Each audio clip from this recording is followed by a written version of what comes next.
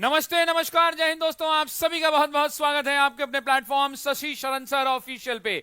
कल के बाद आज लगातार दूसरे दिन हम मिल रहे हैं। बिहार शिक्षक भर्ती 4.0 हो, चाहे भारत की अन्य प्रतियोगी परीक्षाएं, जहां पर आधुनिक भारत के इतिहास के खंड से प्रश्न पूछे जाते हैं, उन तमाम प्रश्नों पर हम करने वाले हैं वार। यानी लगातार हम नई नई चीजों को सीखेंगे और प्रश्नों को ले चलेंगे ऑपरेशन थिएटर के अंदर में और उसका करेंगे भरपूर इलाज, ताकि उससे संबंधित कोई भी प्रश्न आपके भारत के किसी भी प्रतियोगी परीक्षाओं में आए, आप बिल्कुल निश्चिंत होकर उस प्रश्न का उत्तर दे पाएं, कॉन्फिडेंस के साथ उस प्रश्न का उत्तर दे पाएं।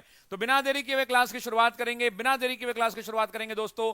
और एक बात और ध्यान रखेंगे कि हम लगातार प्रश्नों को तो करेंगे ही, साथ साथ डिटेल एनालिसिस भी करने वाले हैं।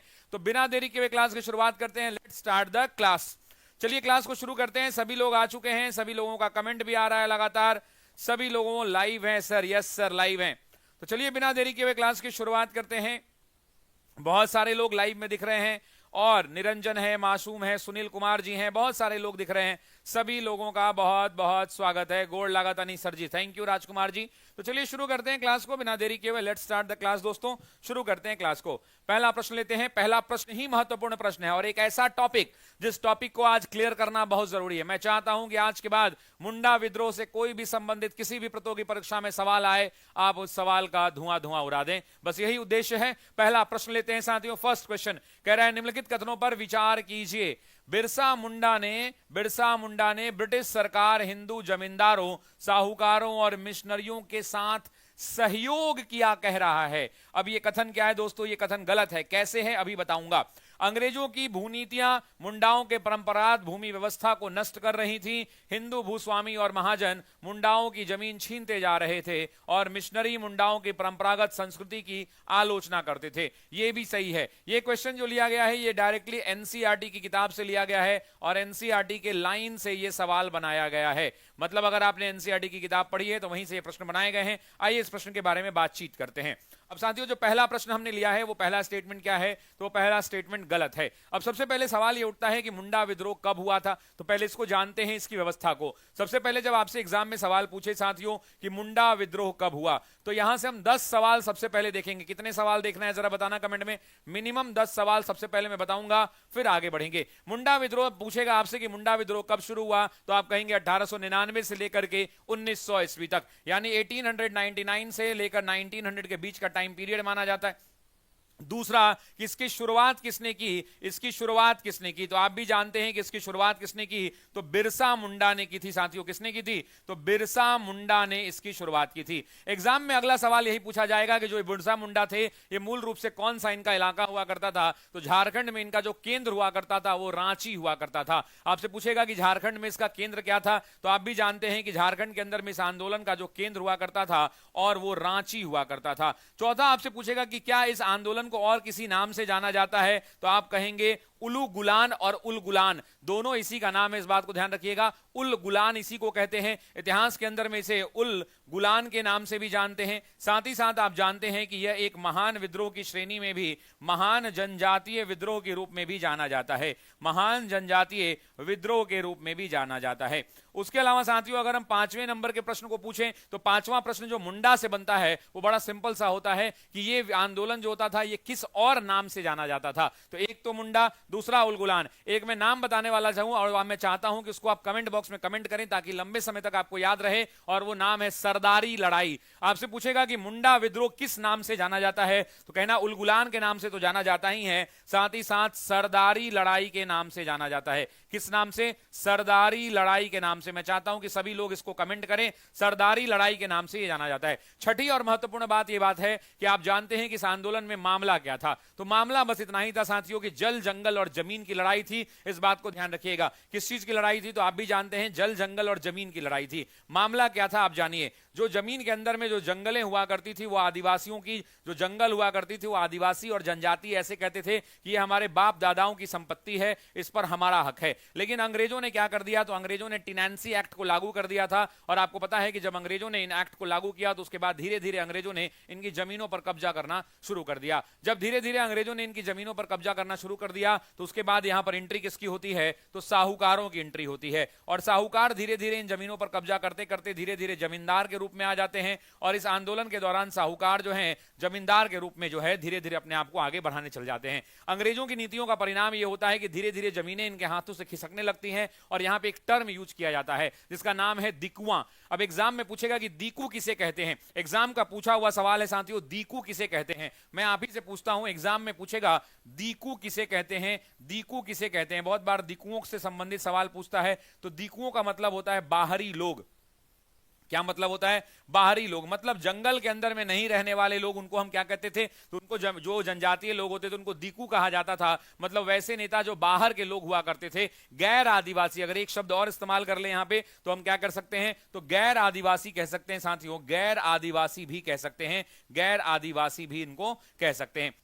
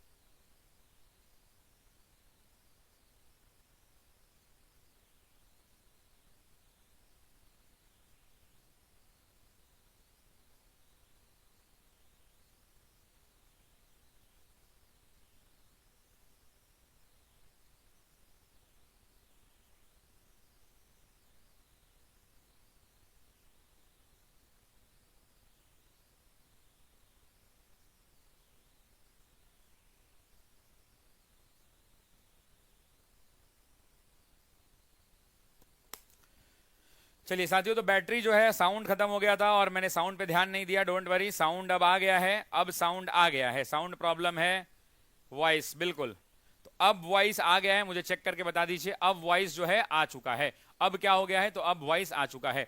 अब ना बिरसा मुंडा से संबंधित एक सवाल पूछा जाता है, जो मैं यहां रिपीट कर देता हूं, हो सकता है आपको सुनाई नहीं पड़ा हो, तो मैं रिपीट कर देता हूं। बिरसा मुंडा को साथियों भगवान के नाम से जाना जाता है, इनको धरती अब्बा के नाम से जाना जाता है, इनको धरती बाबा के नाम से जाना जाता है, और इन्हें जगत बाबा के नाम से भी जाना जाता है। धरती बिरसा मुंडा ने अपने आप को साथियों क्या डिक्लेयर कर रखा था, तो एग्जाम में पूछेगा कि इन्होंने अपने आप को क्या डिक्लेयर कर रखा था, तो भगवान का दूत डिक्लेयर कर रखा था। इन्होंने कहा था कि भगवान के हम दूत हैं और हमें भगवान ने भेजा है, और हमारी बात आप मानिए, जो काम मैं कह रहा हूं समझिए कि वो हमारे देवता कह रहे हैं, वो हमारे भगवान कह रहे हैं, ऐसी बात वो किया करते थे। आपसे एग्जाम में अगला सवाल पूछेगा साथियों, अगला क्वेश्चन जो पेपर के अंदर में पूछागा कि बिरसा मुंडा को कब गिरफ्तार किया गया, या मुंडा जो है कब पकड़े गए, मुंडा कब पकड़े गए और कहां से पकड़े गए। यहां से दो सवाल बनेंगे साथियों। पहला तो डेट पूछेगा कि वो मार्च का कौन सा महीना हुआ करता था, तो आप भी जानते हैं कि 3 मार्च। मैं चाहता हूं कि सभी लोग कमेंट करें, 3 मार्च 1900 ईस्वी को इन्हें अरेस्ट किया गया। लेकिन एग्जाम में पूछेगा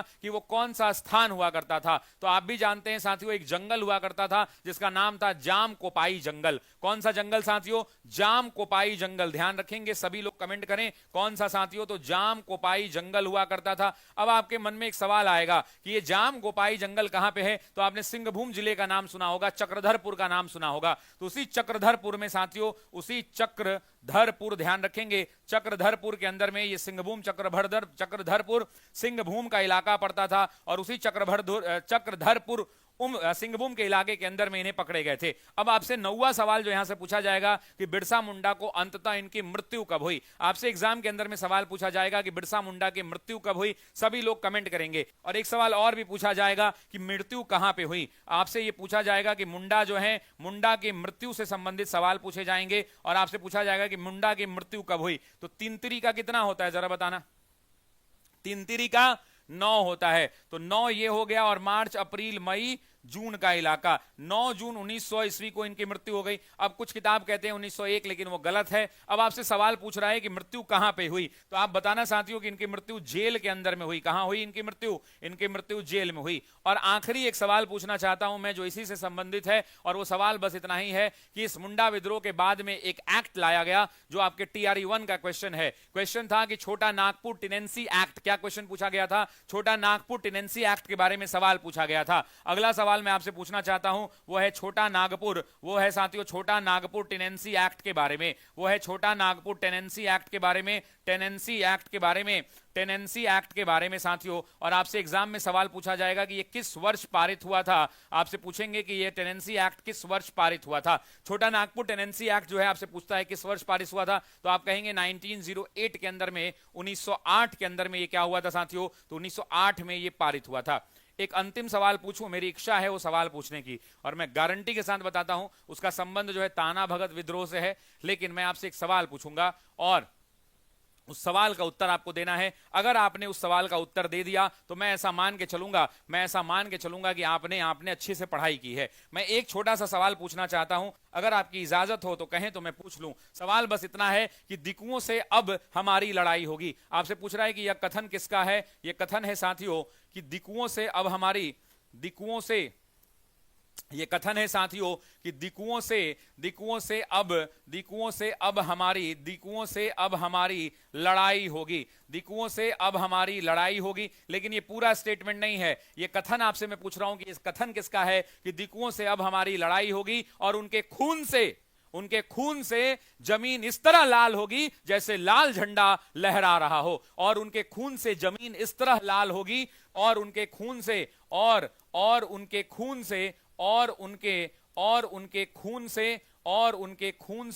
जमीन इस तरह लाल होगी, इस तरह लाल होगी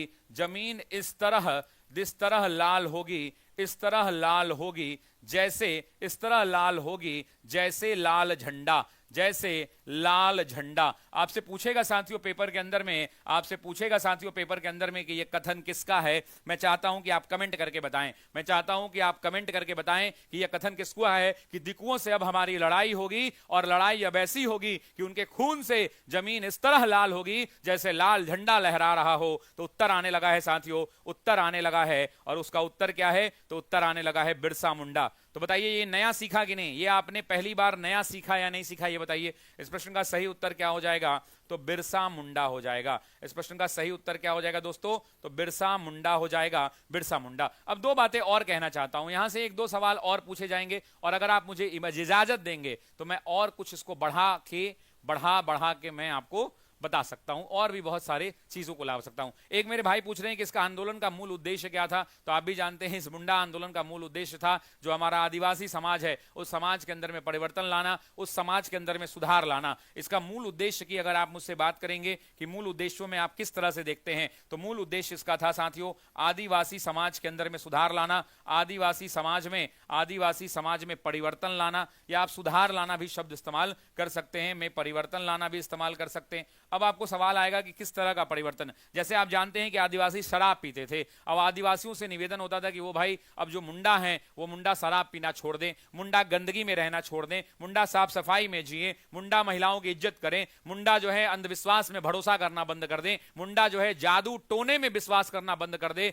मुंडा जो है मिशनरियों से अपनी दूरी बना ले, मुंडा जो है हिंदू जमींदारों के खिलाफ आंदोलन में शामिल हो, मुंडा जो है दिकुओं को बाहर भगाने में एकजुट हो जाए, मुंडा ऐसे मुंडा हो जाए जाए कि बाहरी शक्तियां अगर उनके तरफ देखें तो उसके बाद उनके मन में डर हो जाए। इस बात को ध्यान रखिएगा। और अंततः मुंडा ये भी चाहते थे, बिरसा मुंडा की ये दिल की चाहत थी कि जमीन पर एक बार फिर से लड़ाई होनी चाहिए और अपने खेतों पर वो खेपित करने का अधिकार उनको मिलना चाहिए। और यही कारण था कि मुंडा ने ना तो मिशनरियों को छोड़ा, ना तो ईसाइयों को छोड़ा, ना तो जमींदारों को छोड़ा, ना तो साहूकारों को छोड़ा और ना तो अंग्रेजों को छोड़ा। सबके खिलाफ मुंडाओं ने क्या किया? आंदोलन का आगाज कर दिया। इसीलिए पहला स्टेटमेंट क्या था साथियों? पहला स्टेटमेंट गलत था। इस बात को समझ लीजिए, ठीक है?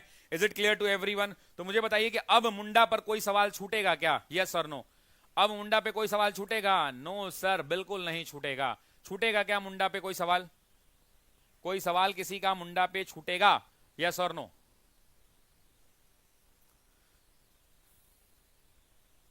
सर मुंडा विद्रोह बिरसा मुंडा से पहले में दिक्कत होता, अब तो दिक्कत नहीं होगा। अब सुनिए, अब मैं दो तीन चीजें और पूछूं, मैं दो तीन चीजें पूछूं। एक सवाल पूछना चाहता हूं, लसोरिया आंदोलन कहां पे हुआ था? इसी से संबंधित है। लसोरिया वो भी जनजातियों का आंदोलन है, एग्जाम का पूछा हुआ सवाल है। मैं एक सवाल पूछ, क्योंकि आप मेरी क्लास में आए हो यार, मेरी क्लास में आए हो तो सीखो कुछ नया। मैं आपसे पूछना चाहता हूं, मेरा एक सवाल है कि लसोरिया आंदोलन किससे संबंधित था?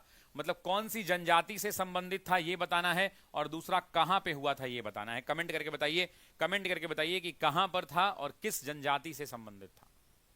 कमेंट करके बताइए। और अगर आप ये बता देंगे तो उसके बाद एक छोटा सा पूछूंगा, वो है खैरवार के बारे में। किसके बारे में? वो दूसरा पूछूंगा खैरवार के बारे में। किसके बारे में? खैरवार आंदोलन के बारे में।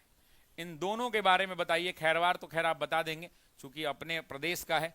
इसके बारे में बताइए कि लसेरिया आंदोलन कहां पर है। तो आप भी जानते हैं कि इसके ये आंदोलन कहां पे हुआ था, तो दक्षिणी राजस्थान के इलाकों में, मेवाड़ वाला जो इलाका है, दक्षिणी राजस्थान का इलाका।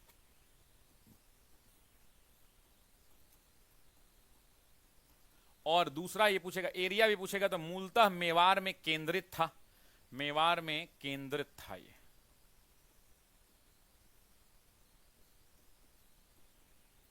लेकिन मेवाड़ में ही सिर्फ नहीं था, बांगर जिला है उनमें भी हुआ करता था, पास के और भी जो इलाके हुआ करते थे वहां भी हुआ करता था। कई बार ये पूछता है कि दक्षिणी राजस्थान हो गया। और मैंने क्या पूछा था आपसे?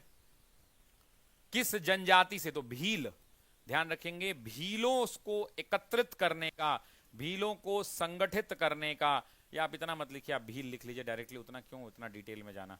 भील जो है, भीलों से यह आंदोलन संबंधित। अच्छा एक सवाल और पूछ लेता हूं यहां पे, इसके प्रवर्तक कौन माने जाते हैं? मतलब किसने इसकी शुरुआत की? प्रवर्तक कौन माने जाते हैं, कोई बताएंगे? प्रवर्तक कौन माने जाते हैं? गुरु गोविंद माने जाते हैं। बहुत जगह गुरु गोविंद रहता है और बहुत जगह गोविंद गुरु रहता है। दोनों का दोनों क्या है? दोनों का दोनों सही है, लेकिन अमूमन क्या मिलेगा आपको? गोविंद गुरु मिलेगा। इस बात को आप ध्यान रखिएगा, ठीक है जी? Is it clear? अब खैरवार के बारे में मुझे बताइए। मैं खैरवार के बारे में दो बातें पूछना चाहता हूं। खैरवार किससे संबंधित था? तो अपना आज का बिहार से। भागीरथ मांझी का नाम सुना होगा 1874 के अंदर में। वेरी गुड, इसका तो आंसर आ गया है। खैरवार के बारे में 1874। प्रवर्तक में नाम आएगा भागीरथ मांझी का, और आंदोलन मूलतः झारखंड का इलाका। ये तीन चीजें ध्यान रखनी। एक अंतिम सवाल पूछूं, एक अंतिम सवाल पूछूं, एक सवाल पूछना चाहता हूं। अगर आप कहें तो पूछूंगा, नहीं कहे तो छोड़ दूंगा। छोड़िए, हटाइए, रहने दीजिए। मैं बेसिकली एक बहुत नॉर्मल सा सवाल पूछना चाहता हूं, और वो सवाल है जो TRE 2 का क्वेश्चन है, बघेरा विद्रोह के बारे में। TRE 2 में पूछा गया एक विद्रोह जिसका नाम था बघेरा विद्रोह। कौन सा विद्रोह? बघेरा विद्रोह। बघेरा विद्रोह। मेरा बस सवाल एक छोटा सा है, बहुत छोटा सा, कि बघेरा विद्रोह का नेतृत्व किसने किया? और वो छोड़ दीजिए, वो भी हटा दीजिए। आप बस इतना बता दीजिए जो TRE में आया था कि आंदोलन भारत के किस राज्य में या कहां पे हुआ था और कब हुआ था। कहां पे हुआ था और कब हुआ था ये बता दीजिए। पूछ लो सर, पूछ लो, ठीक है मेरे भाई। क्लास का PDF कहां पे मिलेगा? अच्छा एक महत्वपूर्ण सूचना है, आपको वहां पे ना ऊपर में एक व्हाट्सएप का नंबर दिख रहा होगा, लिंक दिख रहा होगा, दिख रहा है ना व्हाट्सएप का लिंक? उस व्हाट्सएप के लिंक को ज्वाइन कर लीजिए, है ना। और बाद में मान लीजिए कि ये फुल हो जाएगा तो इसकी जगह दूसरा लिंक लगा दिया जाएगा। एक आदमी एक ही बार ज्वाइन करेगा। इसी व्हाट्सएप के ग्रुप में आपको इस क्लास का बोर्ड PDF और भी जो मेरी सूचनाएं होंगी, बहुत सारी नई नई घोषणाएं होंगी, वो सब उसी व्हाट्सएप ग्रुप में डेली डाल दी जाएंगी, क्योंकि ये टेलीग्राम पर देना, इधर उधर देना संभव नहीं है। बच्चों ने कहा कि सर कंप्रेस करके फाइल इसी पर डाल दीजिएगा, तो मैं यहीं पर इस फाइल को डाल दूंगा। आप जो ऊपर कमेंट बॉक्स के अंदर में पिन किया गया लिंक है व्हाट्सएप का, उसको जरूर ज्वाइन कर लीजिएगा। और अगर वो भर जाएगा तो दूसरे ग्रुप का इंतजार कीजिएगा, बाद में कल सुबह आके देखिएगा, हम लोग तब तक रात में वो नया लिंक बना के अपडेट कर देंगे, ठीक है। चलिए, तो ये इस प्रश्न का जो सही उत्तर क्या हो जाएगा, बघेरा का हो जाएगा बड़ौदा में। कहां पे? बड़ौदा, बड़ौदा में। और कब हुआ? तो 1818 से लेकर 1820 के बीच में।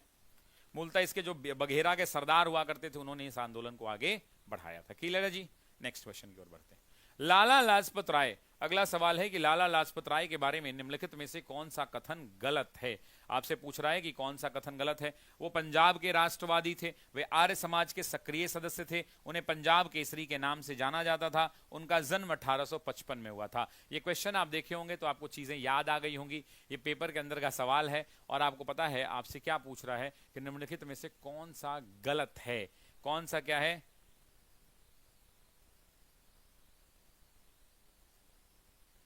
कौन सा क्या है, इस बात को ध्यान रखिएगा। आपको ये बस ध्यान रखना है कि इस प्रश्न का इतना ना भाई लंबा संस्कृत का कमेंट लिखे हैं कि पढ़ ही नहीं पा रहे हैं, ठीक है।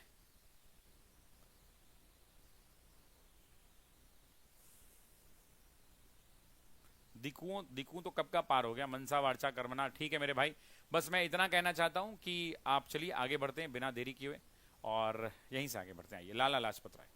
लाला लाजपत राय आप जानते हैं कि पंजाब के एक राष्ट्रवादी नेता थे, वे आर्य समाज के सक्रिय सदस्य थे, उन्हें पंजाब केसरी कहा जाता था।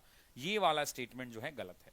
उनका जन्म जो है 1855 में नहीं हुआ था, उनका जन्म 1865 में हुआ था। ध्यान रखिएगा, उनका जन्म कब हुआ था? तो उनका जन्म 1865 में हुआ था। डेट मुझे जहां जहां तक याद है कि 28 तारीख या कहीं कहीं मुझे ध्यान में नहीं आ रहा है, 29 है, 28 या 29 जनवरी को हुआ था। इस बात को ध्यान रखिएगा, 28 जनवरी या 29 जनवरी 1865 को साथियों, 1865 को। अच्छा, आपसे सवाल पूछेगा कि जन्म कहां हुआ था, तो जन्म साथियों आप भी जानते हैं कि पंजाब में हुआ था। पंजाब में एक जिला है जिसका नाम है धुरकी जिला। क्या नाम है? धुरकी जिला। तो धुरकी जिला के अंदर में हुआ था साथियों, इस बात को ध्यान रखिएगा, पंजाब के धुरकी जिले के अंदर में इनका जन्म हुआ था। अब आप बात कर लेते हैं लाला लाजपत राय के बारे में। आप जानते हैं कि लाला लाजपत राय किस विचारधारा के नेता हैं, जरा बताइए। तो ये उग्र राष्ट्रवादी विचारधारा के हैं। किस विचारधारा के हैं दोस्तों? उग्र राष्ट्रवादी विचारधारा के ये नेता हैं, उग्र राष्ट्रवादी विचारधारा के नेता हैं। अच्छा, एक और बात है, एकमात्र ये जो बाल लाल पाल की तिकड़ी थी, याद है ना, पेपर के अंदर में एक सवाल आता है कि बाल लाल पाल की जो तिकड़ी थी, इन तीनों में से इकलौते ये थे जो कांग्रेस के क्या बने थे? ये कांग्रेस के अध्यक्ष बने थे। जरा कमेंट करके बताना कि ये कांग्रेस के अध्यक्ष कब बने थे। जरा ये कमेंट करके बताना कि ये कांग्रेस के अध्यक्ष कब बने थे। तो ये 1920 का विशेष अधिवेशन था जो कलकत्ता में बुलाया गया था, और उसी विशेष अधिवेशन की अध्यक्षता किसने की थी? तो लाला लाजपत रॉय ने किया था। लाला लाजपत रॉय ने किया था। अब दो तीन बड़ी बातें और सीख लेते हैं इनके बारे में। दो तीन, क्या लिख रहा है मेरे भाई? आप कौन से चैनल पे पढ़ा रहे हैं? ये भी ऑफिसर एकेडमी का ही चैनल है भाई। कौन से क्या चैनल पे पढ़ा रहे हैं? ये भी अपना ही चैनल है, इसी पे पढ़ा रहे हैं।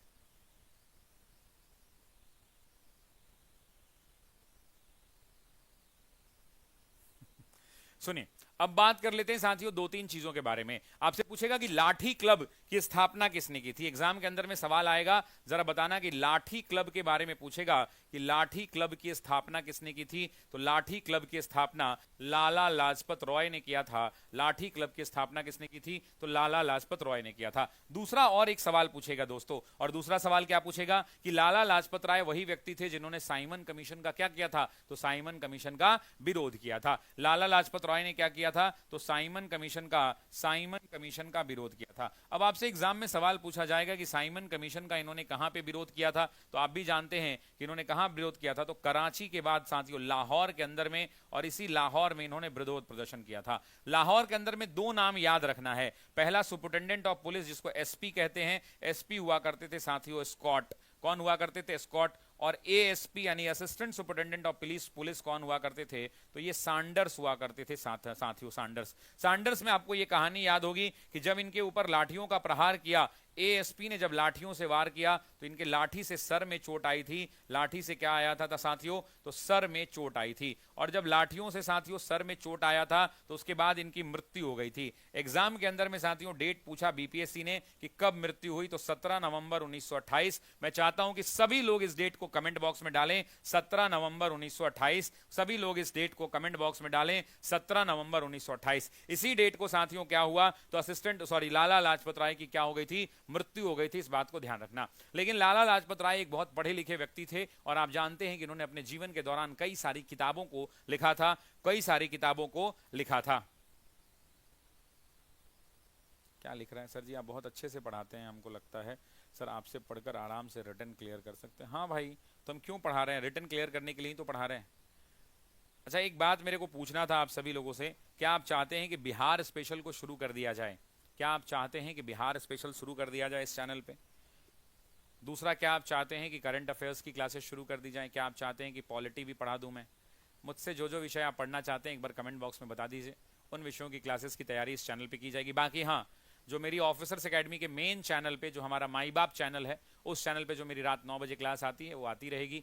जल्द ही आपको रूटीन दे दिया जाएगा डिटेल में, और जो ऊपर में व्हाट्सएप ग्रुप का लिंक दिया हुआ है कमेंट बॉक्स के अंदर में, उस व्हाट्सएप को लड़का लड़की कोई भी ज्वाइन कर सकता है, क्योंकि इसमें किसी को एक दूसरे का मोबाइल नंबर नहीं दिखेगा। इसलिए लड़कियां बिल्कुल चिंता ना करें और लड़के भी बिल्कुल चिंता ना करें, एक दूसरे का मोबाइल नंबर नहीं देख पाएंगे। आप आराम से उस ग्रुप को ज्वाइन कर सकते हैं, ग्रुप को ज्वाइन कर सकते हैं। टेक्निकल टीम से अनुरोध है, अगर ग्रुप फुल हो गया है तो दूसरा ग्रुप बनाकर नया लिंक लगा दिया जाए। टेक्निकल टीम से अनुरोध है कि अगर ग्रुप फुल हो गया है तो ग्रुप जो है फुल हो गया है अगर, तो लगा दिया जाए। ठीक है जी। अब सुनिए, मैं 2-3 चीजें और पूछना चाहता हूं। जब ये साइमन का विरोध कर रहे थे तो बात तो साइमन की होगी ही होगी, बात तो हम साइमन कमीशन की ही करेंगे। सबसे पहले तो हम साइमन की ही बात कर लेते हैं। साइमन कमीशन की जो नियुक्ति हुई थी इससे संबंधित बात करेंगे, लेकिन उससे पहले हम लाला लाजपत राय की 5 किताबों का नाम बताना चाहते हैं, और मैं चाहता हूं कि वो पांचों के पांचों किताब आप अभी इसी क्लास में याद कर लें। आप 2-3 बार कमेंट करिएगा, आपको चीजें याद हो जाएंगी। 2-3 बार आप कमेंट करिएगा, आपको चीजें याद हो जाएंगी,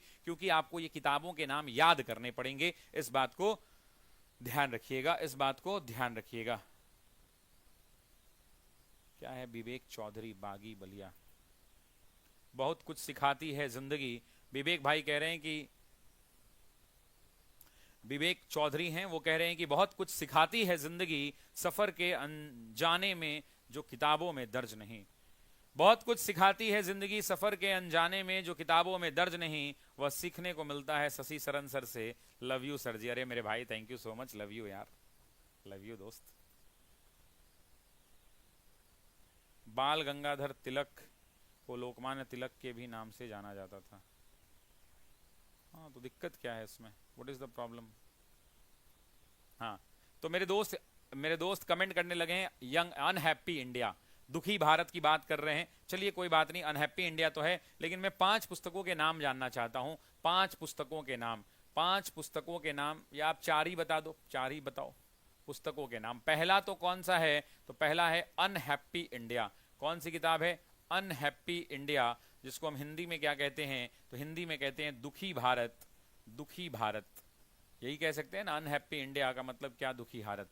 दूसरा साथियों, एक बड़ी महत्वपूर्ण किताब है इनकी, वो है India's expenditure on England, Bharat पर इंग्लैंड का कर्ज। इंडियाज यानी भारत पर इंग्लैंड का कर्ज। तीसरा जो सबसे महत्वपूर्ण किताब है जो आपको याद होना चाहिए, वो है भगवत गीता का संदेश। इन्होंने क्या लिखा था? भगवत गीता का संदेश।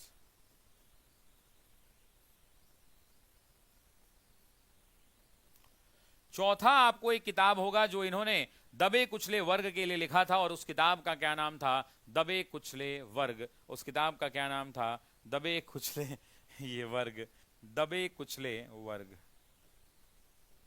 हिंदी के अंदर में मेरी थोड़ी इंग्लिश कमजोर है, ये कुचले वर्ग हिंदी ट्रांसलेशन करके बता रहा हूं मैं।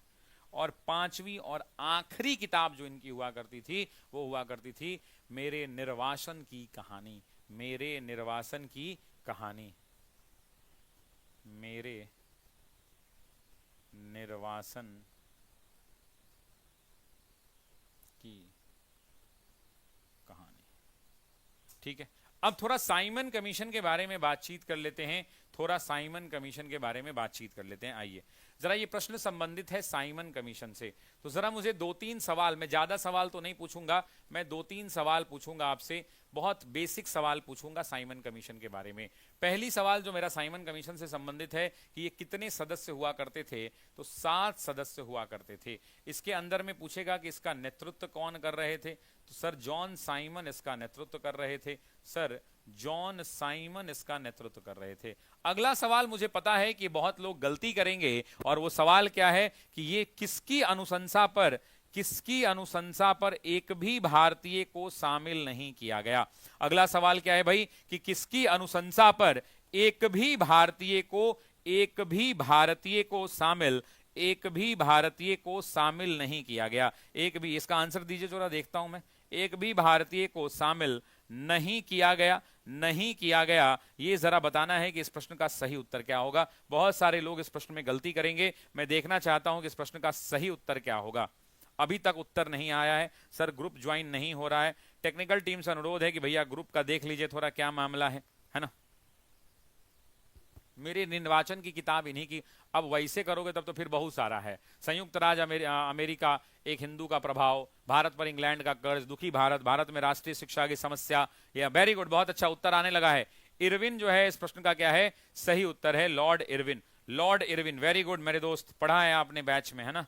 लॉर्ड इरविन के अनुशंसा पर साथियों याद रखेंगे। तीसरा सवाल मैं यहां से पूछना चाहता हूं, और वो सवाल है कि इसकी नियुक्ति किस वर्ष की गई थी। जरा बताना कि इसकी नियुक्ति किस वर्ष की गई थी, तो 1927 में। चौथा मैं बस पूछना चाहता हूं कि ये भारत कब आया था, तो याद रखना भारत कब आया, सभी लोग डेट याद कर लीजिएगा। मैं चाहता हूं कि सभी लोगों का डेट का रिवीजन हो जाए, 3 फरवरी 1928 को। नेक्स्ट आपसे पूछना चाहता हूं कि ये आए कहां पर साथियों, तो ये बॉम्बे में आए। यहां पर क्या हुआ, तो यहां पर नारा लगा साथियों, और वो नारा क्या था, तो वो नारा था साइमन वापस जाओ का नारा। क्या नारा था दोस्तों, जरा बताना, साइमन वापस जाओ का नारा। पूछेगा ये नारा किसने लिखा था मेरे दोस्तों, तो याद ध्यान रखना ये लिखा था यूसुफ मेहर अली ने। किसने लिखा था दोस्तों, यूसुफ मेहर अली ने लिखा था, यूसुफ मेहर अली ने लिखा था, यूसुफ मेहर अली ने। उसके बाद आपसे सवाल पूछा जाएगा कि जब साइमन कमीशन यूपी गया तो यूपी में इसके विरोध के नेतृत्व में किसको लाठी से चोटें आई। तो संयुक्त प्रांत के अंदर में एग्जाम का पूछा हुआ सवाल है कि संयुक्त प्रांत में इसका विरोध प्रदर्शन करते हुए कौन से लोग सड़कों पर कूटे गए, कौन से लोग सड़कों पर कूटे गए।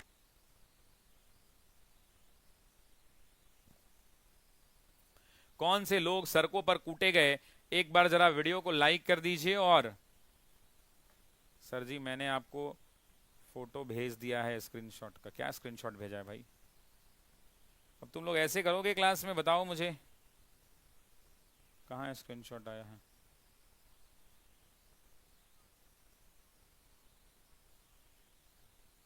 हाँ अच्छा, तुमने ये क्लास के लिंक को अपने व्हाट्सएप के स्टेटस में शेयर किया है और आपने भेजा है। भाई भगवान का खूब आशीर्वाद आप पे, माँ सरस्वती विराजमान रहें, खूब खूब आशीर्वाद आपको, है ना, और खूब आगे बढ़िए। बहुत बहुत धन्यवाद, बहुत बहुत शुक्रिया। अब आपसे दो तीन बात, एक कोई बात लिख रहे हैं कि बेहतर से बेहतर की तलाश करो, बेहतर से बेहतर की तलाश करो, मिल जाए नदी तो समंदर की तलाश करो, टूट जाता है शीशा पत्थर की चोट से, टूट जाए पत्थर ऐसा शीशा तलाश करो। बहुत बढ़िया मेरे भाई, बहुत बढ़िया। व्हाट्सएप का लिंक कहां मिलेगा, ऊपर कमेंट बॉक्स में पिन किया हुआ है, ग्रुप फुल हो गया है। यहां पे सवाल का उत्तर बताइए। तो यहां पे 2 लोगों को लाठियों से कूटा गया था, एक का नाम था पंडित जवाहरलाल नेहरू, एक का नाम था पंडित जवाहरलाल नेहरू, और दूसरे का नाम था साथियों, दूसरे का नाम था गोविंद बल्लभ पंत। ये दोनों नाम याद कर लीजिएगा, गोविंद वल्लभ पंत। अच्छा, पूछा जाएगा कि बिहार के अंदर में इसका कौन विरोध कर रहे थे, बिहार स्पेशल का क्वेश्चन है, बिहार के अंदर में कौन विरोध कर रहे थे। तो बिहार के अंदर में साथियों इसका विरोध कर रहे थे मजहर उल हक, मौलाना मजहर उल हक, मौलाना मजहर उल हक, मौलाना मजहर उल हक हुआ करते थे। ये बात आपको ध्यान रखनी है। तो इतना चीज अगर आपको याद रहेगा तो ये मेरे को लगता है कि यहां से बहुत सारे सवाल आप बना लेंगे, बहुत सारे सवाल बना लेंगे। टेक्निकल टीम से अनुरोध है भाई कि जो व्हाट्सएप ग्रुप है शायद फुल हो गया है, उसका देख लिया जाए क्या किया जा सकता है।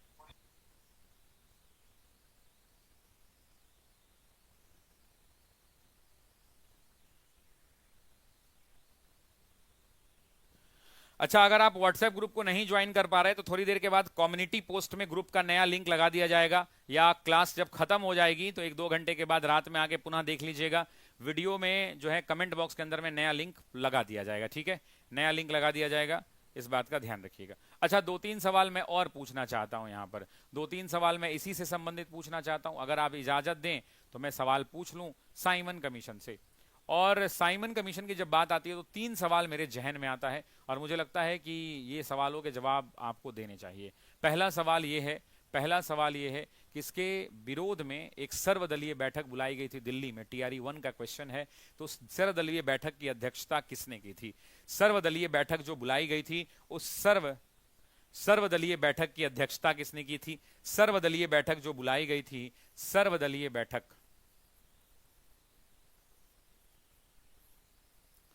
उस सर्वदलीय बैठक की अध्यक्षता दिल्ली के अंदर में, एग्जाम का क्वेश्चन भी है, दिल्ली के अंदर में सभी लोग कमेंट करेंगे doctor M.A. Ansari, doctor M.A.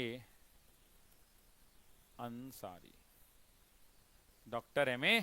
Ansari, इस बात को ध्यान। अच्छा, एक और सवाल पूछ लूं, बहुत इजी क्वेश्चन पूछूंगा। किस बंदे ने कहा था या किस व्यक्ति ने कहा था कि मेरे ऊपर किए गए लाठियों का एक एक प्रहार ब्रिटिश सरकार के ताबूत की आखिरी कील साबित होगा? ये किस व्यक्ति ने कहा था?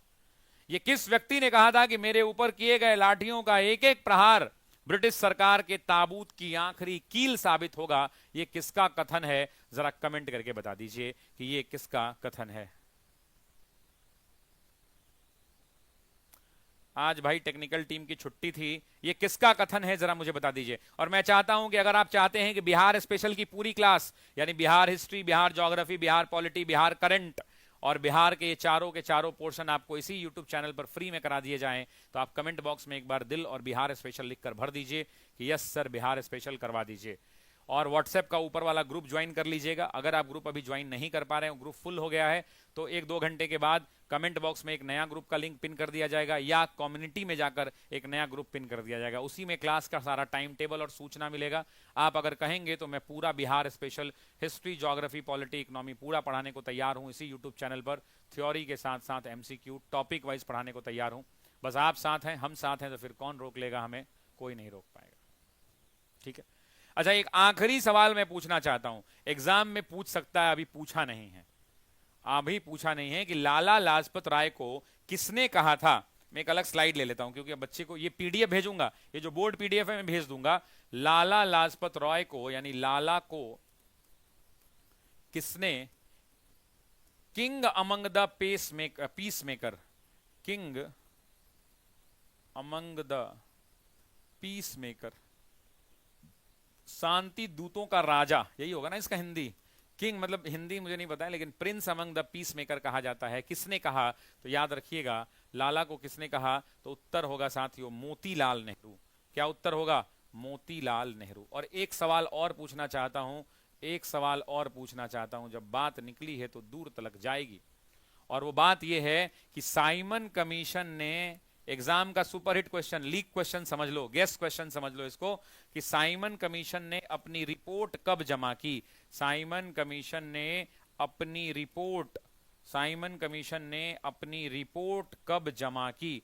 रिपोर्ट कब जमा की साथियों? रिपोर्ट कब जमा किया? डेट बताइए जरा, मैं देखना चाहता हूं कि कितने लोग इसका डेट बता पाते हैं, कितने लोग। मैं हिंट कर देता हूं, मई का महीना था, मैं हिंट कर देता हूं, मई का महीना था, मैं हिंट कर देता हूं, मई का महीना था। मैंने हिंट कर दिया आपको कि महीना कौन सा था, तो मई का था। अब आपको बताना है कि कौन सा है ये। 27 मई 1930। वेरी गुड मेरे दोस्तों, 27 मई 1930 बिल्कुल सही उत्तर है। 27 मई 1930, 27 मई 1930। चलिए अगले प्रश्न की ओर बढ़ते हैं। वाह, वेरी गुड क्वेश्चन। इस क्वेश्चन में तो मैं आज पूरा कॉन्सेप्ट ही क्लियर कर दूंगा। भारत के अंदर में दोस्तों ब्रिटेन के द्वारा लगाए गए जितने भी भू राजस्व की व्यवस्था है, आपने अगर कहीं नहीं पढ़ा है ना, तो अगला 10 मिनट आपके लिए बहुत महत्वपूर्ण होगा। PRT वालों के लिए भी 6 to 8, 9, 10, 11, 12 सब के लिए। 10 मिनट के अंदर में मैं अंग्रेजों की पूरी कहानी, 15 मिनट लगेगा मुझे, मैं पूरी कहानी पढ़ा दूंगा पेड बैच की जगह, बस ध्यान दीजिए। बहुत धीरे से ध्यान दीजिए, इस क्वेश्चन बहुत इंपॉर्टेंट है। 1793 के अस्थाई बंदोबस्त के विषय में निम्नलिखित में से कौन सा कथन सही है? राजाओं और तालुकदारों के जमींदारों के रूप में मान्यता दी गई, उन्हें किसानों से लगान वसूलने और कंपनी को राजस्व चुकाने का सौंपा दिया गया, उनकी ओर से चुकाई जाने वाली राशि अस्थायी रूप से तय कर दी गई, और जमींदारों ने जमीन में सुधार करना शुरू कर दिया। तो सबसे पहला तो प्रश्न आपसे क्या पूछ रहा है? पहला प्रश्न ये पूछ रहा है कि इसका सही उत्तर क्या होगा या गलत उत्तर क्या होगा। तो आप इस बात को समझिए कि इस प्रश्न के अंदर में अगर आप सही उत्तर देखें तो आपको ही पता है कि कौन सा कथन सही है। तो पहला भी सही है, दूसरा भी सही है, तीसरा भी सही है, चौथा गलत है। तो आंसर क्या हो जाएगा? सी। लेकिन अगर आप मुझे कहिए तो मैं चाहता हूं कि मैं अगले 15 मिनट में पूरी इस व्यवस्था को ही पढ़ा दूं और ऑर्डर में पढ़ा दूं, पेड बैच की तरह पढ़ा दूं। अगर आप तैयार हैं तो मुझे बताइए। टॉपिक को आज क्लियर ही कर देता हूं मेरा पूरा। अगर आप तैयार हैं तो यस करके कमेंट बॉक्स में बताइए, इफ यू आर रेडी। अगर आप यस करके मुझे कमेंट बॉक्स में बता दीजिए, मैं पूरा टॉपिक ही पढ़ा देता हूं, अभी अभी पढ़ा दूंगा।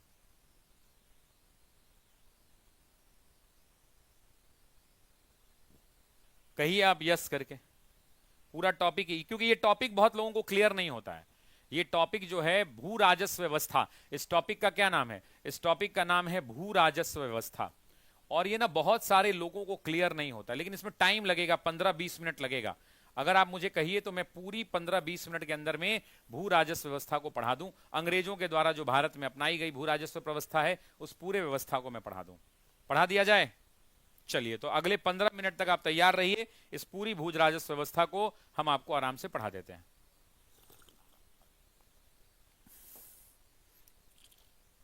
ऑपरेशन थिएटर में लेकर चला जाए। चलिए, तो चलिए शुरू करते हैं। आराम से एकदम बैठिए। आप जानते हैं ना कि भारत में ईस्ट इंडिया कंपनी का आगमन कब होता है? आप एक बात समझिए, भारत के अंदर में एक टाइम पीरियड आपने पढ़ा है, मैं आपको एकदम बिल्कुल पेड बैच की तरह पढ़ाता हूं। आइए, पेड बैच वाली क्लास। आप जानते हैं कि भारत के अंदर में, आप जानते हैं दोस्तों कि भारत के अंदर में, आप जानते हैं कि भारत के अंदर में एक व्यवस्था है। यहां पर इस टाइम को समझिएगा। यहां पर जिसकी हम बात कर रहे हैं, यहां पर हम जिसकी बात कर रहे हैं भारत के अंदर में, आप जानते हैं कि 1498 के अंदर में कौन आया? तो वास्को डी गामा आया। कौन आया दोस्तों, बताना जरा? वास्को डी गामा आया। वास्को डी गामा आया। इसके बाद साथियों एक और टाइम पीरियड हम पढ़ते हैं, जहां हम पढ़ते हैं 1600 ईस्वी के अंदर में, जहां हम ईस्ट इंडिया कंपनी का भारत आगमन पढ़ते हैं। फिर हम पढ़ते हैं साथियों 1757 में, और आप जानते हैं कि 1757 में क्या हुआ, जरा कमेंट करना सभी लोग। पलासी का युद्ध होता है। लेकिन यहां तक भी सब कुछ ठीक है। इसके बाद एक और युद्ध होता है, जो होता है 1764 में, और 1764 में साथियों बक्सर का युद्ध होता है। किसका युद्ध होता है साथियों? तो बक्सर का युद्ध होता है, बैटल ऑफ बक्सर होता है। जब साथियों ये बक्सर का युद्ध होता है, तो इस बक्सर के युद्ध होने के बाद जो भारत के अंदर में जो परंपरागत भू राजस्व की व्यवस्था थी, वो परंपरागत व्यवस्था क्या थी? परंपरागत व्यवस्था इसके पहले जो भारत के अंदर में थी, वो थी कि जो जमीनें थी, उस जमीनों का मालिकाना हक किसके पास था? जमीन का मालिक किसान होते थे साथियों। और जो किसान जो होते थे, वो सरकार को क्या देते थे? तो टैक्स के रूप में, यानी कर के रूप में थोड़ी बहुत फसल का एक हिस्सा दे देते थे। 100 किलो उड़ाया तो 10 किलो उनको दान कर दिया, मतलब एक भाग, छोटा सा एक भाग सरकार को दे दिया जाता था। लेकिन कहानी कहां से बदलती है? कहानी में परिवर्तन आता है साथियों 1765 की संधि से। और 1765 की संधि कहां पर? तो इलाहाबाद की संधि। तो सबसे पहले तो आप कमेंट करिए कि 1765 की इलाहाबाद संधि, सबसे पहले सभी लोग कमेंट करें। ये जब संधि होती है 1765 के अंदर में, जब ये संधि होती है, तो इसी संधि के तहत क्या होता है कि जो ब्रिटिश ईस्ट इंडिया कंपनी है, जो ईस्ट इंडिया कंपनी है, उस ईस्ट इंडिया कंपनी को बंगाल का साथियों, बंगाल का, एग्जाम का क्वेश्चन है, बंगाल के साथ साथ बिहार का, और बिहार के साथ साथ उड़ीसा का। कौन कौन से इलाके साथियों? तो याद रखेंगे, ईस्ट इंडिया कंपनी को बंगाल का, बिहार का और उड़ीसा की दीवानी दे दी जाती है। उड़ीसा की दीवानी सौंप दी जाती है। दीवानी सौंपने का मतलब क्या होता है दोस्तों? दीवानी सौंपने का मतलब सौंप दी जाती है। दीवानी सौंपने का मतलब क्या होता है कि मतलब जो टैक्स वसूला जाता है, जो अंग्रेज, जो भारत के लोग, जो किसान हैं, उनसे मालगुजारी वसूली जाती है, वो मालगुजारी कौन हो जाएगा, कौन लेगा अब? तो अब अंग्रेज वसूलेंगे। लेकिन अंग्रेज क्या करते हैं कि बहुत चालाक होते हैं। मान लीजिए कि शुरू में ही सब कुछ बदल देंगे तो नहीं चलेगा। तो अंग्रेज जब ये मालगुजारी वसूलने की, दीवानी की जब बात आती है, तो अंग्रेज पुरानी व्यवस्था पर धीरे धीरे चलते हैं। मतलब जो पुराना सिस्टम था उसी पुराने सिस्टम पर, उसी पुरानी व्यवस्था पर अंग्रेज चलते हैं, लेकिन अंग्रेजों का रंग धीरे धीरे बदलने लगता है और धीरे धीरे जैसे जैसे समझ बीतता है, जैसे जैसे समय बीतता है, वो क्या करते हैं तो वो भू राजस्व का जो दर है, जो रेट है, उस पैसे को वो महंगा करते चले जाते हैं। मतलब पुरानी व्यवस्था में क्या बदलाव लाते हैं तो भू राजस्व को, साथियों, भू राजस्व को बढ़ा देते हैं, भू राजस्व को बढ़ाना शुरू करते हैं, धीरे धीरे बढ़ाना शुरू करते हैं। और धीरे धीरे जब बढ़ाना शुरू करते हैं तो उतना ही पे नहीं रुकते हैं। जब धीरे धीरे साथियों वो बढ़ाना शुरू करते हैं तो उसके बाद इनका जो है खर्च बढ़ने लगता है, और खर्च बढ़ने के बाद अंग्रेजों के पास कोई और माध्यम था ही नहीं कि वो टैक्स वसूल सके। आप सोचिए ना कि अंग्रेज क्या करते हैं, हमारे यहाँ कोई 500 का गड्डी था जिसको लूट लेते? नहीं लूट पाते। अंग्रेजों के पास एक ही माध्यम था जिससे कंपनी को ज्यादा से ज्यादा पैसा प्राप्त हो सके, और वो माध्यम क्या था? वो माध्यम भू राजस्व हुआ करता था, वो माध्यम जो है टैक्स हुआ करता था। लॉर्ड क्लाइव आए, लॉर्ड क्लाइव ने बहुत ज्यादा बदलाव नहीं किया, लेकिन उनके उत्तराधिकारी के बाद जब धीरे धीरे लोग आए और उनके खर्च बहुत ज्यादा बढ़ने लगे, और खर्च बढ़ने के बाद उनका प्रॉफिट जो है बहुत कम होने लगा, तो ज्यादा से ज्यादा पैसा कमाने के चक्कर में वो अंधे हो गए, और अंधे होने के बाद उन्होंने भारत के कृषि व्यवस्था के अंदर में हस्तक्षेप करना धीरे धीरे शुरू कर दिया। और उसके बाद उन्होंने कहा कि अंग्रेजों ने कहा कि अब भारत की कृषि व्यवस्था में हम हस्तक्षेप करेंगे और अलग से टैक्स का निर्धारण करेंगे। और उसी अलग से टैक्स निर्धारण के अंदर में 4 पद्धतियां भारत में मूल रूप से की गई थी। एग्जाम में पूछेगा कितनी पद्धतियां, जरा बताना। भारत के अंदर में अंग्रेजों ने भारत में मुख्य रूप से कितनी भू राजस्व की पद्धतियां अपनाई थी? तो 4 पद्धतियां अपनाई। सबसे पहली पद्धति की बात करेंगे जिसको कहते हैं इजारेदारी व्यवस्था।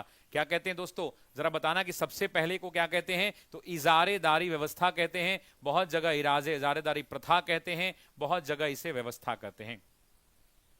दूसरा जो हमें पढ़ना है, जिसे आप क्या कहते हैं, तो इसे आप अस्थाई बंदोबस्त कहते हैं। इसे आप क्या कहते हैं? तो अस्थाई बंदोबस्त कहते हैं। आज इस टॉपिक को पूरा क्लियर ही कर दूंगा। इस टॉपिक को एक और नाम से जाना जाता है, इसे हम जमींदारी व्यवस्था भी कहते हैं। इसे क्या कहते हैं? इसे हम जमींदारी व्यवस्था भी कहते हैं, जमींदारी व्यवस्था भी कहते हैं।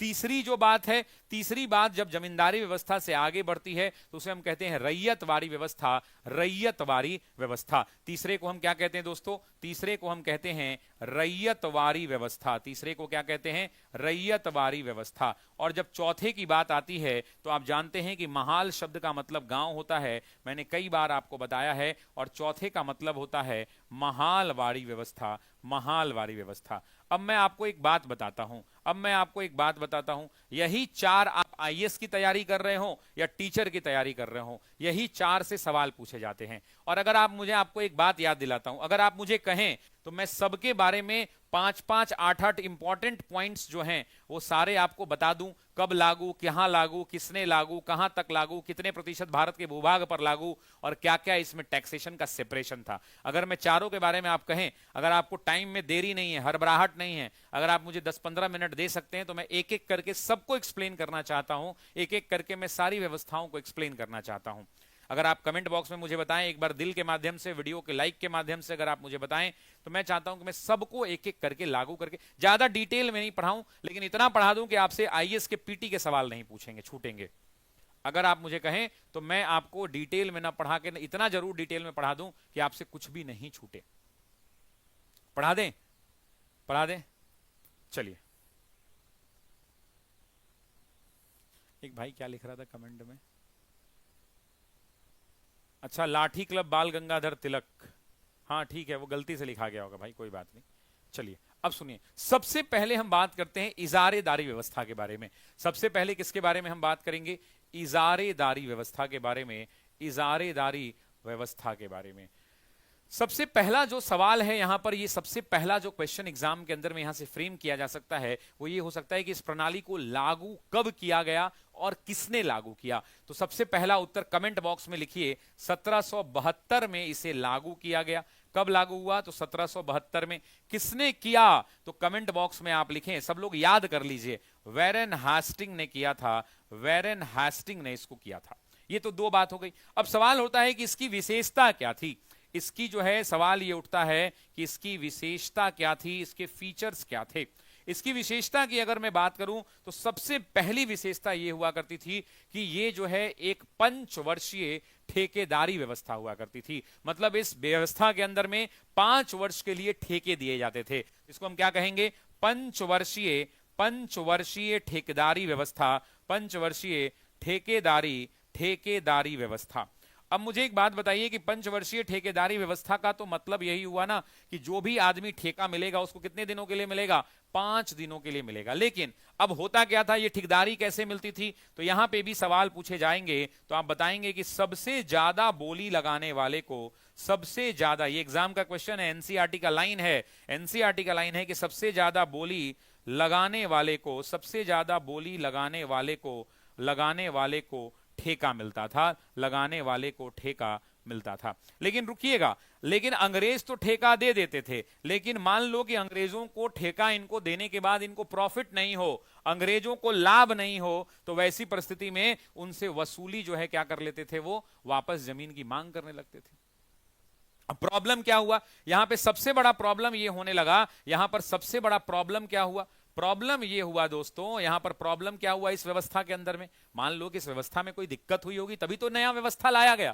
तो इस व्यवस्था में प्रॉब्लम ये था कि कंपनी को लाभ तो हुआ, कंपनी को लाभ हुआ, लेकिन वसूली ठीक से नहीं हो पा रही थी, वसूली में समस्या आ रही थी। वसूली में क्या आ रही थी? समस्या आ रही थी। मतलब ये वसूली कर ही नहीं पा रहे थे, आ रही थी। जब वसूली में समस्या आ रही थी तो अंग्रेजों ने सोचा कि कितना हम रोज रोज हिसाब करेंगे, तो उन्होंने कहा एक काम करते हैं, इस पंचवर्षीय ठेके के जगह इसे 1 वर्ष का कर देते हैं। अब एग्जाम में सवाल पूछता है कि इजारेदारी व्यवस्था के अंदर में इस पंचवर्षीय से 1 वर्षीय ठेका किस वर्ष में कर दिया?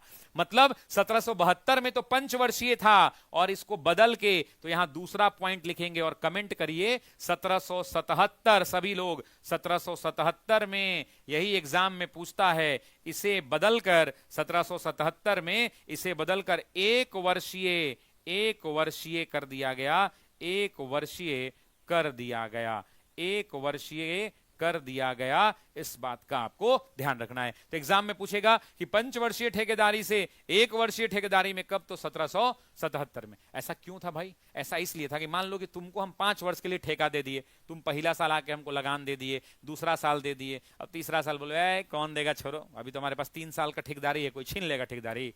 ठेकेदार हम ही रहेंगे, कोई ठेकेदारी छीन नहीं सकता है। तो लोग ठेका में पैसा देना अंग्रेजों को बंद कर देते थे। तो अंग्रेजों ने दिमाग लगा दिया और अंग्रेजों ने कहा कि हम हर साल आदमी बदल देंगे। अब क्या हो रहा है? अब हो रहा है कि हर साल एगो नया व्यक्ति को ठेका मिल रहा है। अब एगो नया व्यक्ति को ठेका मिल रहा है, वो जा रहा है, किसानों को पीट रहा है, वसूल रहा है ज्यादा से ज्यादा, और ठोकर मार के लगान को ज्यादा से ज्यादा वसूल रहा है। क्लियर है ये बात सबको? इससे ज्यादा कोई सवाल यहां से नहीं पूछेंगे, ठीक है। अब आते हैं दूसरा कौन सा है भाई? दूसरा है, ये पहला क्लियर हो गया सबको? यस नो लिखो जरा एक बार कमेंट बॉक्स में।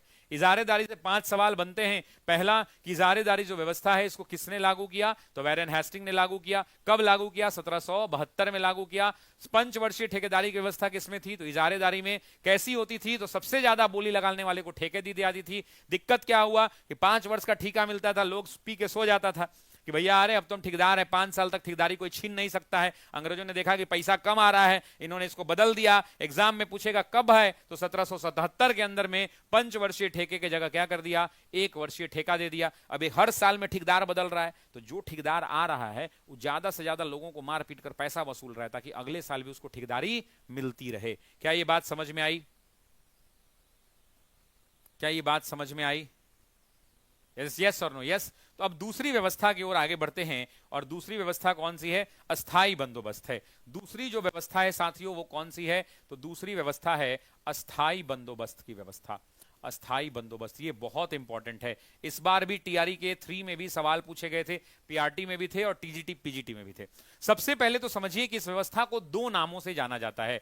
तो एग्जाम में पूछेगा कि इस व्यवस्था को किस नाम से जाना जाता है, तो सभी लोग कमेंट करेंगे जमींदारी व्यवस्था। ये तो सबको ही जानता है, ये तो सबको ही जानता है। एक और था इस्तमरारी व्यवस्था। कौन सी? इस्तमरारी। तो मैं चाहता हूं कि एक बार सभी लोग कमेंट करें इस्तमरारी। मैं चाहता हूं कि सभी लोग कमेंट करें इस्तमरारी व्यवस्था। इसी व्यवस्था को हम क्या कहते थे दोस्तों? तो इस्तमरारी व्यवस्था करते थे। अब सवाल होता है कि स्थायी बंदोबस्त जो है ये किस वर्ष तो याद रखिएगा वर्ष हुआ करता था सबसे इंपॉर्टेंट 1793, 1793। चौथा क्वेश्चन, कौन व्यक्ति थे? तो लॉर्ड कॉर्नवालिस। सभी लोग नाम कमेंट करें, Lord Cornwallis, Lord Cornwallis. Exam में पूछता है कि ये किसके टाइम पीरियड पर स्थायी बंदोबस्त, तो आप क्या कहेंगे? Lord Cornwallis. लेकिन रुकिएगा मेरे दोस्त, एक सवाल यहां से बनता है जो हर बार गलती करवाता है एग्जाम में, हर बार गलती करवाता है। और वो क्या गलती होती है? आपसे पूछेगा कि लॉर्ड कॉर्नवालिस ने तो ये किया, लेकिन इनका क्षेत्र कहां था? क्षेत्र पूछता है और यहां पर गलती हो जाती है। मैं आपको 3 नाम पहले बताता हूं, पहले रट लीजिए अपना बिहार, बिहार के बगल में बंगाल और बंगाल के नीचे उड़ीसा। तो सभी लोग पहले ये करिए कमेंट, सबसे पहले बिहार, सबसे पहले अपना पावन बिहार, बिहार के ठीक बगल में बंगाल, बंगाल के ठीक नीचे उड़ीसा। ये 3 तो आपने कर लिया। अब जरा रुकिए, चौथे में कर्नाटक करिए। कौन सा? अच्छा इधर तो जगह है, ये है कर्नाटक का इलाका। करेंगे? नहीं, पूरा कर्नाटक, कर्नाटक नहीं दोस्त, इसीलिए बता रहा हूं, दो गो एक्सेप्शन है, वेरी वेरी इंपॉर्टेंट। अगर आप उत्तर प्रदेश की बात करेंगे, संयुक्त प्रांत, तो सिर्फ बनारस। संयुक्त प्रांत में कौन सा? संयुक्त प्रांत के इलाके में, संयुक्त प्रांत में यानी यूपी में, यूपी में बनारस प्रखंड। कौन सा? यही एग्जाम में गलती हो जाता है, हम लोग पूरा यूपी कर देते हैं, नहीं, बनारस प्रखंड। और कर्नाटक में कौन सा? तो पूरा कर्नाटक नहीं, उत्तरी कर्नाटक। कौन सा? उत्तरी कर्नाटक, पूरा कर्नाटक नहीं। सभी लोग कमेंट करो, उत्तरी कर्नाटक। यही वाली मेरे से एग्जाम में गलती हुई थी, जब मैं एग्जाम देता था तो मेरे से यही वाली गलती हुई थी, उत्तरी कर्नाटक। अब चौथा, अगला जो क्वेश्चन यहां से फ्रेम किया जा सकता है, वो पूछता है कि जब व्यवस्था लागू की गई तो इतने इलाकों में लागू की गई। तो आपसे पूछेगा कि अगर ये भारत है, अगर ये भारत है, तो आपसे एग्जाम में पूछेगा कि इस भारत के कितने प्रतिशत भूभाग पर, तो याद रखिएगा सभी लोग कमेंट करें, 19% भूभाग पर, 19% भूभाग पर लागू था। ये एग्जाम का सुपरहिट क्वेश्चन है मेरे दोस्तों। आपसे पूछेगा ये भारत के कितने प्रतिशत भूभाग पर लागू था, तो सभी लोग करिए ये कितने प्रतिशत पर, तो 19%। भारत के कुल क्षेत्रफल का 19% क्षेत्रफल किसके पास था? इसके पास था। अब इस व्यवस्था में क्या कर दिया गया? तो इस व्यवस्था की जो खासियत थी, इस व्यवस्था के अंदर में क्या किया गया? तो इस व्यवस्था में 2 बड़ी बातें थी साथियों। अगला पेज ले लेता हूं, अगला पेज ले लूं कि इसमें लिख दूं? अगला पेज ही ले लेता हूं, ज्यादा अच्छा रहेगा। इस व्यवस्था के अंदर में एक प्रॉब्लम नहीं था साथियों, एक अच्छी बात भी थी। इस व्यवस्था के अंदर में साथियों इस बात को समझना होगा कि इसी व्यवस्था के अंदर में जो जमींदार थे उनको भूमि का परमानेंट मालिक बना दिया। एग्जाम के अंदर में पूछता है कि जमींदारी व्यवस्था के अंदर में जमीनों का मालिक कौन था? तो याद रखिएगा जमींदारी व्यवस्था के अंदर में इन्हें अस्थाई रूप से याद रखेंगे, अस्थाई रूप से जमींदारों को, एग्जाम का फेवरेट क्वेश्चन है ये, अस्थाई रूप से जमींदारों को जमीन का मालिक बनाया, जमीन का मालिक बनाया। और इनको बोला कि तुम लोग जमीन के मालिक हो, तुम लोग जो है अब क्या करो, तो जाओ और ज्यादा से ज्यादा किसानों से टैक्स वसूल कर लाओ। अगला क्वेश्चन जो एग्जाम में यहां से फ्रेम किया जाता है, अब क्या था? वो बस इतना ही था कि किसान जो है, किसानों से कौन वसूलेगा? तो ये वसूलेंगे, और ये किसको ला कर देंगे? तो इनको लेके। लेकिन अगर ये किसानों से नहीं वसूल पाए तो वैसी परिस्थिति के अंदर में इनकी जो जमींदारी है इनसे क्या कर ली जाएगी? छीन ली जाएगी। इस बात को भी ध्यान रखें। अगला सवाल जो सबसे ज्यादा इंपॉर्टेंट है, सबसे ज्यादा, कि ये जो टैक्स वसूलते थे, ये जो कर वसूलते थे, इस कर का ध्यान रखेंगे 10/11, 10/11 जो हिस्सा है, ये 10/11 हिस्सा जो है ये अंग्रेजों का था। ये हिस्सा किसको मिलता था? तो ये अंग्रेजों को मिलता था। यही एग्जाम में उल्टा करवा देता है आपसे। और 11 के बाद 1/11 जो बचा दोस्तों, ये 1/11 हिस्सा ये किसको मिलता है? तो ये 1/11 हिस्सा साथियों ये जमींदारों का है। अब इससे क्या हुआ? तो भारत में शोषण शुरू हो गया। इसका ड्रॉबैक क्या था? कि भारत में इस व्यवस्था के कारण क्या हुआ? इस व्यवस्था ने किसानों का शोषण जो है बढ़ा दिया। किसानों का शोषण को क्या कर दिया? तो किसानों का शोषण को बढ़ा दिया, शुरू कर दिया। क्यों? क्योंकि अगर मान लो मैं जमींदार हूं, अगर मान लो मैं जमींदार हूं, अगर मान लो कि मैं जमींदार हूं, तो मैंने अगर 11 रुपया वसूला तो मेरा हिस्सा कितना? 1 रुपया, क्योंकि 11 रुपए में कितना? 1 रुपया। अब हम भारत के किसानों को मार पीट कर 22 रुपया वसूलेंगे तो मेरा हिस्सा कितना? 2 रुपया। अगर हम 220 रुपया वसूलेंगे तो मेरा हिस्सा कितना आएगा? 20 रुपया। अगर हम 2200 रुपया वसूलेंगे मार पीट कर तो हमारा हिस्सा कितना हो जाएगा? 200 हिस्सा।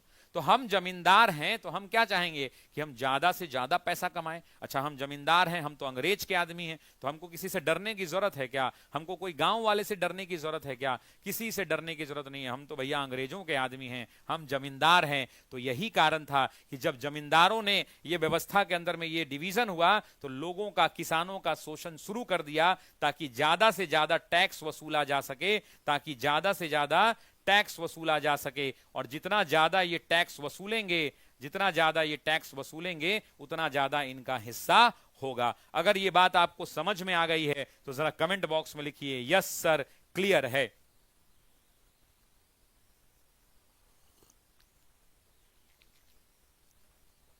भाई 10/11 और वो उत्तरी कर्नाटक मत भूलना, उत्तरी कर्नाटक बनारस, ये दो वो चीज हो गया, ये भुलाइबे मत करना। और भारत में 19%, ये तीसरा बात। चौथा 1793 और पांचवा लॉर्ड कर्नवालिस, ये छठी बात। सातवां इसे जमींदारी और आठवां इसे इस्तमरारी व्यवस्था कहते थे, ये आठवीं बात। इस बस याद रखना। अच्छा, एक बात ध्यान रखना, एक चीज और बता दो थोड़ा डीप में, एक लाइन बोलना चाहता हूं, एक लाइन बस। ये जो जमीन का इनको मालिक बनाया गया, मान लीजिए कि हमारे बाबूजी हमको जमीन का मालिक बना दिया गया, हम मर गए, हम मर गई। एनसीईआरटी का लाइन है इसलिए बता रहा हूं दोस्त, क्योंकि एग्जाम में आता है। सुन लो, थोड़ा हो सकता है कि लंबा जा रहा हो लेकिन मैं अच्छे से पढ़ा देता हूं। यहां पे एनसीईआरटी का एक लाइन है कि मान लो कि मैं जमींदार, मुझे अंग्रेजों ने बना दिया, मैं मर गया, तो मरने के बाद इस जमीन का जमींदारी किसके पास रहेगा? तो अंग्रेजों ने क्या बोला कि भैया हम तो जमीन के स्थायी मालिक हैं, तो इस भूमि पर इनका अधिकार जो है, भूमि पर इनका अधिकार कैसा रहेगा? तो भूमि पर पैतृक रूप से, ध्यान रखेंगे, भूमि पर किस प्रकार का? पैतृक रूप से रहेगा, एवं पैतृक एवं ट्रांसफरेबल रहेगा, यानी हस्तांतरित अधिकार रहेगा। मतलब हम मरे तो इस जमीन पर जमींदार मेरा बेटा बनेगा। समझ में आई बात? ये VVI लगा लो दोस्त, VVI एग्जाम में पूछता है। अगर ये बात समझ में आ गई है तो ये दूसरा क्लियर हो गया। अब बात करते हैं तीसरे की, जिसका नाम है रैयतवाड़ी। पढ़ा दूं ना कि MCQ करा दूं? बोलो, पढ़ा दूं ये पूरा कि MCQ करा दूं? जैसा कहो आप। अगर आप कहोगे तो MCQ, नहीं तो आप कहोगे तो इसको पूरा कंप्लीट कर दूंगा। 2 मैंने बता दिए, 2 और बच गया है। अगर आप कहो तो ये वाली मैं करा दूं, ये दोनों भी, और नहीं तो आप कहो तो MCQ करा दूं। क्या करना है जल्दी बताओ, लिखो जल्दी कमेंट बॉक्स में। पढ़ा PADHO पढ़ा दो या MCQ, कुछ भी लिखो जल्दी आप कमेंट बॉक्स में। पढ़ा दो या MCQ, बताओ क्या करना है। वीडियो को अभी तक बहुत सारे लोगों ने लाइक नहीं किया, ये अच्छी बात नहीं है। वीडियो के लाइक का तो हक मेरा बनता है, वीडियो के लाइक का तो हक मेरा बनता है, इसलिए आप वीडियो को जरूर लाइक कर दें।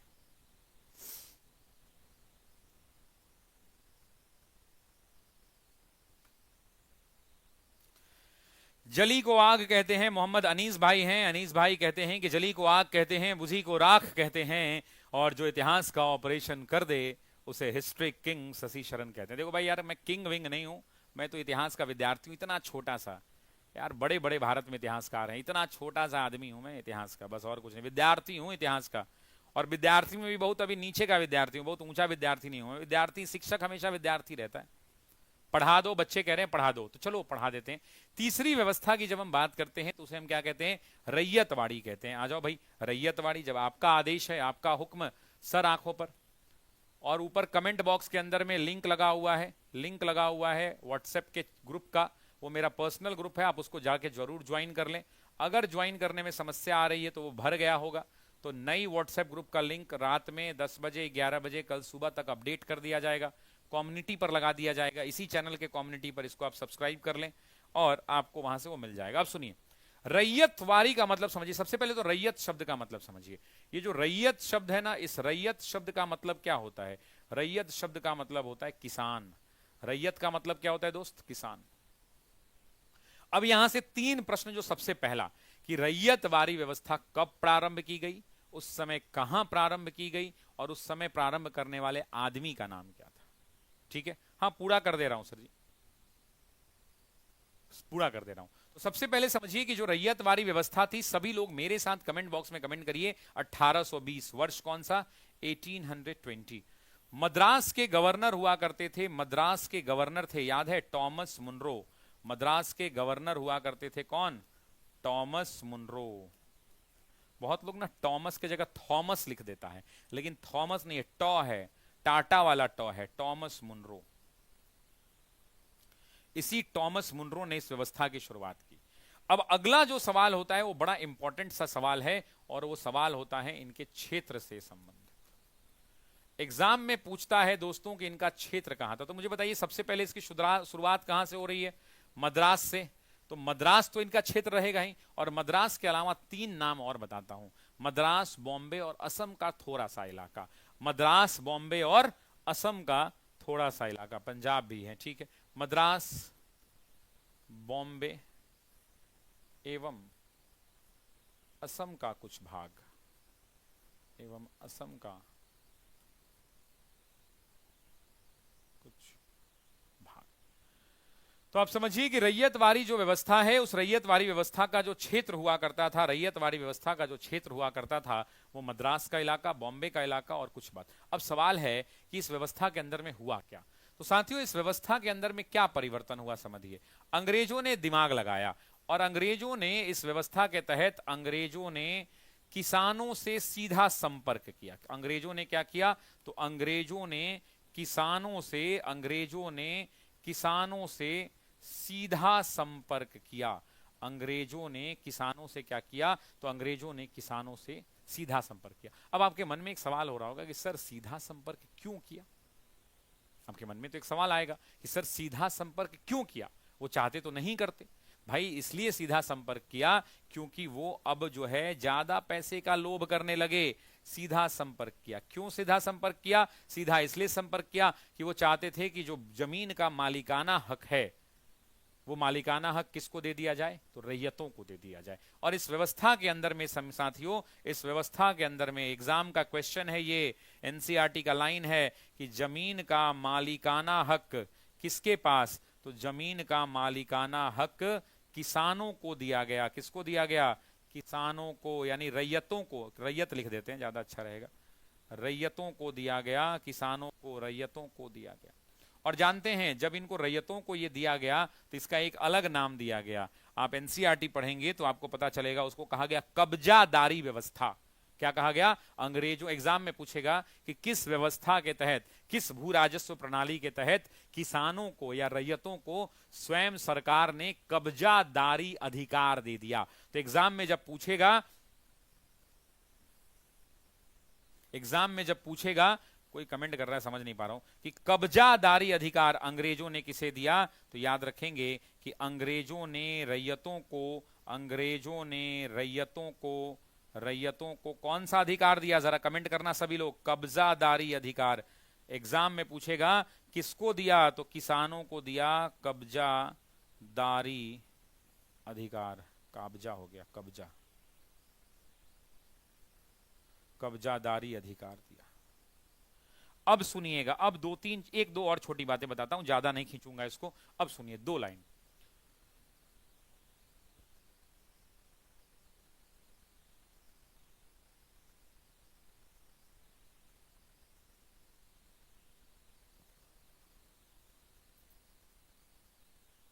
ये सर का चैनल नहीं है, कोई न्यू बनाया है, प्लीज सर कंफर्म कीजिए इस बात को।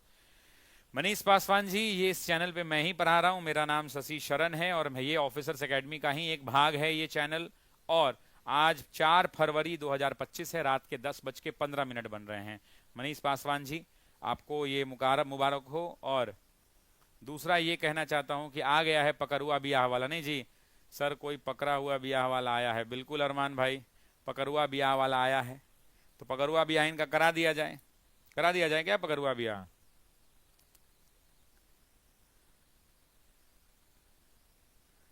चलिए एडिटर भैया, इस कमेंट को हटा दीजिए। भगवान मनीष पासवान जी, आप अच्छा ही कह रहे हैं या बुरा कह रहे हैं मुझे नहीं पता। आप निश्चिंत रहिए कि ये चैनल हमारा ही है, ये चैनल द ऑफिसर्स एकेडमी का ही भाग है, इस बात को ध्यान रखिएगा, ठीक है। अब सवाल ये उठता है कि व्यवस्था क्यों आया, मतलब ये इस व्यवस्था के अंदर में किसान डायरेक्टली अंग्रेज को टैक्स क्यों दे रहे हैं, क्योंकि जो बिचौलिए थे उन बिचौलियों को समाप्त करना इस व्यवस्था का उद्देश्य था। तो आपसे एग्जाम में पूछा जाए कि इस व्यवस्था का उद्देश्य, आखिरी बड़ी बात बता रहा हूं, इस व्यवस्था का उद्देश्य क्या था, तो उद्देश्य में एनसीईआरटी दो बात कहता है। एनसीईआरटी दो बात कहता है, मैं दोनों बात लिख देता हूं। वो कहता है किसानों की आय में वृद्धि करना। वो क्या कहता है? किसानों की आय में, वो कहता है साथियों कि किसानों की आय में वृद्धि करना, वृद्धि करना, किसानों की आय में वृद्धि करना। और दूसरी बात जो एनसीईआरटी कहता है वो ये कहता है कि जो बिचौलिए थे, जो अंग्रेजों और किसानों के बीच में जो बिचौलिए हुआ करते थे, उन बिचौलियों, ये बिचौलियों का मतलब क्या? जमींदार। बिचौलिया कौन था? जमींदार था। और जमींदारों को खड़ा किसने किया? अंग्रेजों ने खड़ा किया, अंग्रेजों ने खड़ा किया। देखो भाई, हमारा अंग्रेजों ने ना भारतीयों का हाल वैसे ही किया था जैसे ससुराल में हमारा होता है। जब नया नया आपका ब्याह होगा, आप ससुराल जाएंगे, तो ससुराल के अंदर में पहले साल खूब इज्जत होगा। वो कहावत हम क्लास में कहते हैं, पता नहीं कितने लोगों को याद है, एक कहावत हम कहते हैं कि पहला साल लुका के, दूसरा साल देखा के, और तीसरा साल सामने से कही, सामने से, या तीसरा साल कही ले ले अइह, ले ले अइह। ये मामला क्या है? जब आप पहली बार ससुराल जाएंगे तो आपके सामने से लोग नाश्ता ले जाएगा, कहेगा जीजा जी, जीजा जी के सामने से नाश्ता जाएगा, लुका के ले जाएगा कि जीजा जी देख लेने के समोसा ले जा रहे हैं कि रसगुल्ला ले जा रहे हैं, जीजा जी देख नहीं ले, लुका के ले जाएगा। ठीक है। और दूसरे साल जब आप दोबारा ससुराल जाइएगा तो कहेगा जीजा है ना, बैठा हुआ है जीजा यहाँ सोफा पे, तो आपके सामने से ले जाएगा, चिमकी में टंगले देखेगा कि दूगो समोसा है और दूगो रसगुल्ला आप ले जा रहे हैं, देख रहे हैं कि दूगो समोसा दूगो रसगुल्ला, बस इतने आया है इज्जत में, यही इतने इज्जत में मिला है, तो दिखा के ले जाएगा, देखो अब क्या, अब तो हमारा घर का टेंशन तुम ले लिए हो। और तीसरा साल कहेगा, आप जैसे ही रायपुर एयरपोर्ट पर उतरिएगा, फोन आ जाएगा, हाँ उतर गए हैं मेहमान, हाँ तो एक काम करिएगा, 1 किलो जो है ना अग्रवाल स्वीट से काजू कतली ले लीजिएगा। तो पहला साल लुका के, दूसरा साल दिखा के, तीसरा साल कहेगा आप ही ले ले आइएगा।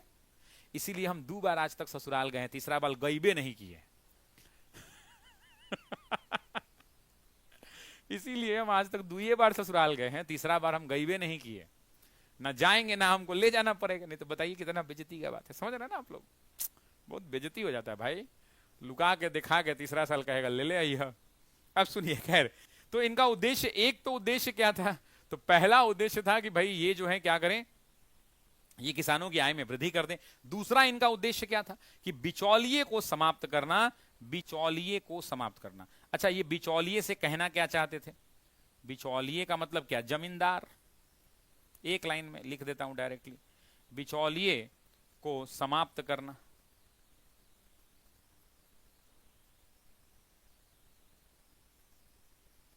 तो ये आपकी जो व्यवस्था थी, इसको क्या कहते थे?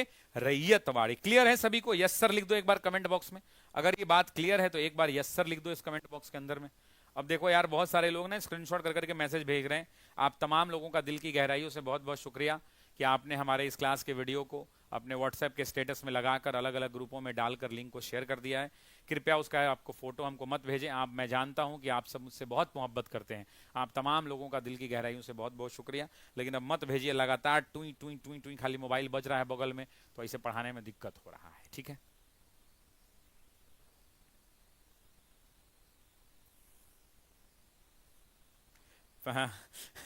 एडिटर भैया नहीं मानिएगा आप, एडिटर भैया कह रहे हैं कि पहला में पहुना, दूसरा में ठेहुना, तीसरा में केहुना।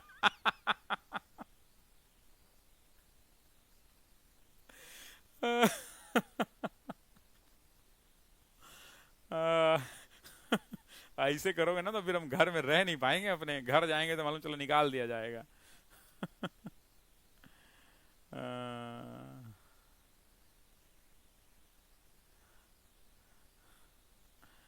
मैं अभी पीजीटी का क्लास ले, पढ़िए आराम से मेरे भाई, ठीक है।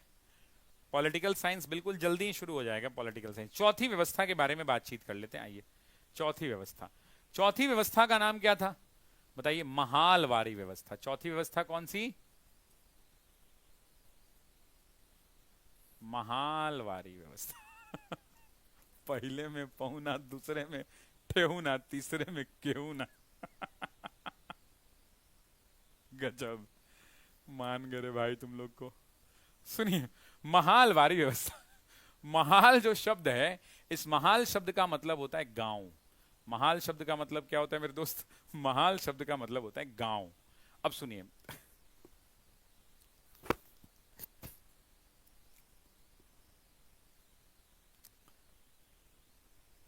अब थोड़ा कंसंट्रेट कर लें भाई।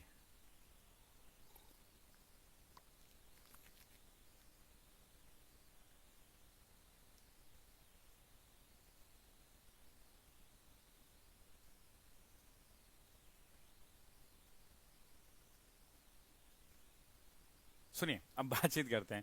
सबसे पहले बात कर लेते हैं कि महालवारी व्यवस्था जो है कहां पर लागू की गई और किसने। तो सभी लोग एक नाम कमेंट करेंगे, सभी लोग एक नाम कमेंट करेंगे, वैरन हेस्टिंग का या लॉर्ड हेस्टिंग का। आपसे दूसरा सवाल पूछा जाएगा कि इनका क्षेत्र कहां हुआ करता था। क्षेत्र कहां हुआ करता था? क्षेत्र में 3 जगह का नाम प्रमुखता से ध्यान रखेंगे, मध्य प्रांत, आगरा और पंजाब। सभी लोग करें, मध्य प्रांत, मध्य प्रांत। अरे बक, कमेंट बंद करो, अब तुम लोग हम पढ़ा नहीं पा रहे हैं। मध्य प्रांत, मध्य प्रांत, मध्य प्रांत, मध्य प्रांत के अलावा पंजाब का इलाका और आगरा का इलाका। पंजाब और आगरा, ये 3 क्षेत्र। अब इसमें ना थोड़ा कॉन्सेप्ट समझ लो, लेकिन उससे पहले एक और बात समझ लो और कॉन्सेप्ट भी समझ लो। इस व्यवस्था में होता क्या था? इस व्यवस्था में होता यह था कि सामूहिक रूप से पूरे गांव पर एक व्यक्ति को प्रधान बना दिया जाता था, और वो व्यक्ति क्या करता था, तो पूरे गांव का लगान वसूलने की जिम्मेदारी उसकी होती थी। और एक एवरेज निकाल लिया जाता था। मान लो मुखिया जी हैं, गांव के मुखिया हैं, तो मुखिया को अधिकार दे दिया गया था कि अगर कोई किसान जो है जमीन का टैक्स नहीं दे रहा है तो उसको जमीन से बेदखल कर दीजिए। मतलब महाल जो प्रमुख हुआ करते थे, जो महाल प्रमुख थे, यानी जो गांव के प्रमुख थे, मान लीजिए उसको मुखिया आप कह लीजिए, मुखिया, तो मुखिया को यह शक्ति दी गई थी, महाल प्रमुख को यह अधिकार था, या शक्ति ले लो, अधिकार शब्द ठीक नहीं है, महाल को यह शक्ति थी कि वो लगान न देने वाले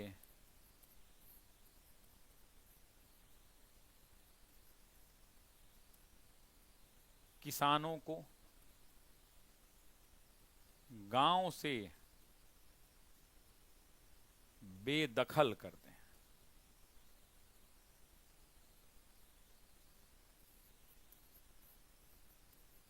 बेदखल करने का मतलब ये नहीं कि उनकी जमीन जायदाद बेच दी जाए, उनको उनकी भूमि से, किसान को उनकी भूमि से बेदखल कर दिया जाए।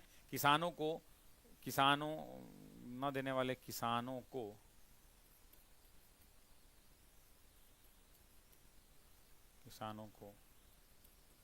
उनकी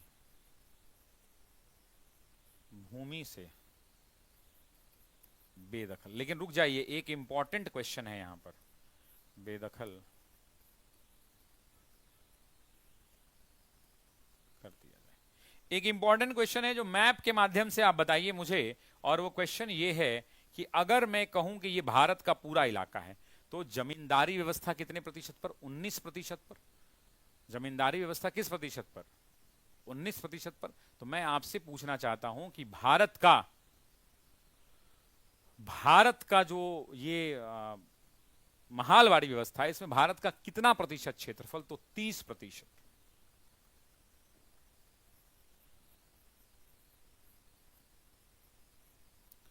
भारतीय भूभाग का 30% हिस्सा महालवाड़ी व्यवस्था के अधीन हुआ करता था। 30% व्यवस्था जो है, भूमि जो है, इसके अंदर में आई थी। इस बात को आपको ध्यान रखना है। Is it clear to everyone in the class? क्या ये सभी लोगों को क्लियर है?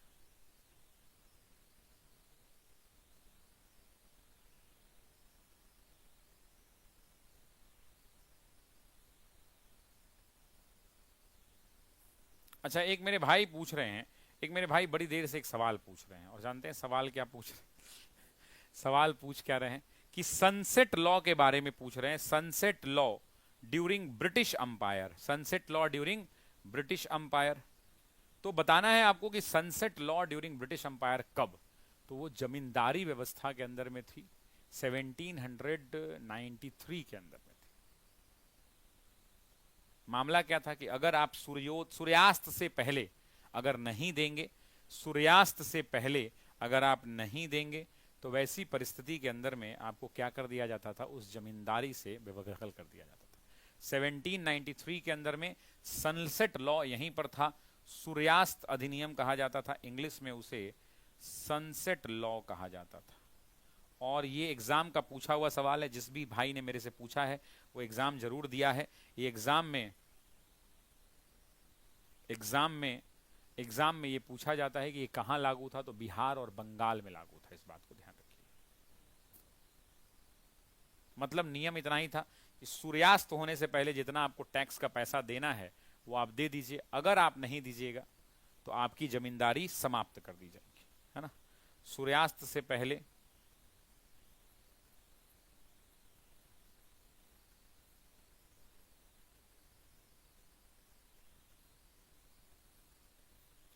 लगान नहीं देने पर या भू राजस्व नहीं देने पर जमींदारी छीन ली जाती थी। छीन है लिख लीजिए सबसे अच्छा, समाप्त या छीन ली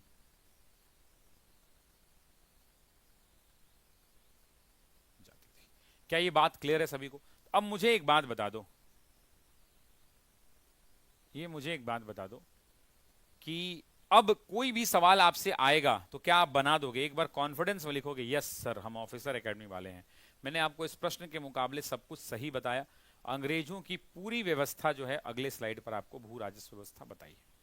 हमने आपको ये पूरी कहानी बताई, 1765 में इलाहाबाद की संधि बताई, इजारेदारी बताई, स्थायी बंदोबस्त बताया, इस्तमराड़ी बताई, जमींदारी बताई, रैयतवाड़ी बताई और महालवाड़ी बताई। बहुत धीरे धीरे एक एक चीज को एक्सप्लेन कर दिया। इसका बोर्ड पीडीएफ भी व्हाट्सएप के ग्रुप में डलवा दूंगा। जिन्होंने भी व्हाट्सएप ग्रुप को ज्वाइन नहीं किया है वो लोग व्हाट्सएप ग्रुप को ज्वाइन कर लें। व्हाट्सएप ग्रुप का लिंक जो है वो कमेंट बॉक्स में पिन किया हुआ है। और अगर आप नहीं ज्वाइन कर पा रहे हैं तो वैसी परिस्थिति के अंदर में आपको डरने की कोई बात नहीं है। कुछ देर के बाद, 1-2 घंटे के बाद या सुबह तक कम्युनिटी में यहीं पर लगा दिया जाएगा, या इसी के कमेंट बॉक्स में कल सुबह आइएगा तो एक लिंक पिन रहेगा, उस लिंक को आप देख लीजिएगा, बात खत्म हो जाएगी।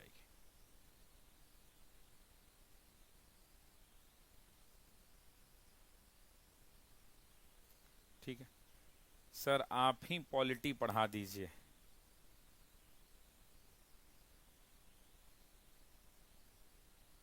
मैं ही पॉलिटी पढ़ा दूं?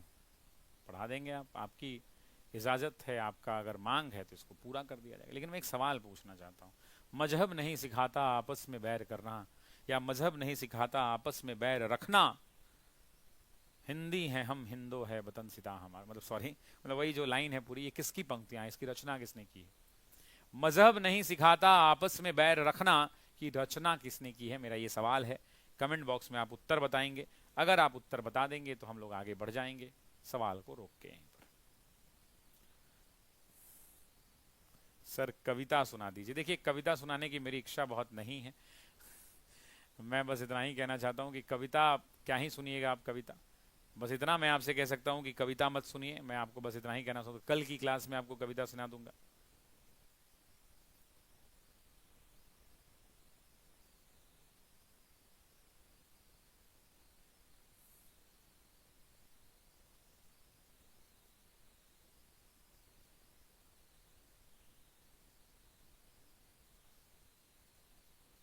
कविता रहने दिया जाए, अगर आप कहेंगे तो हम सुना देंगे, लेकिन गला साथ नहीं दे रहा है।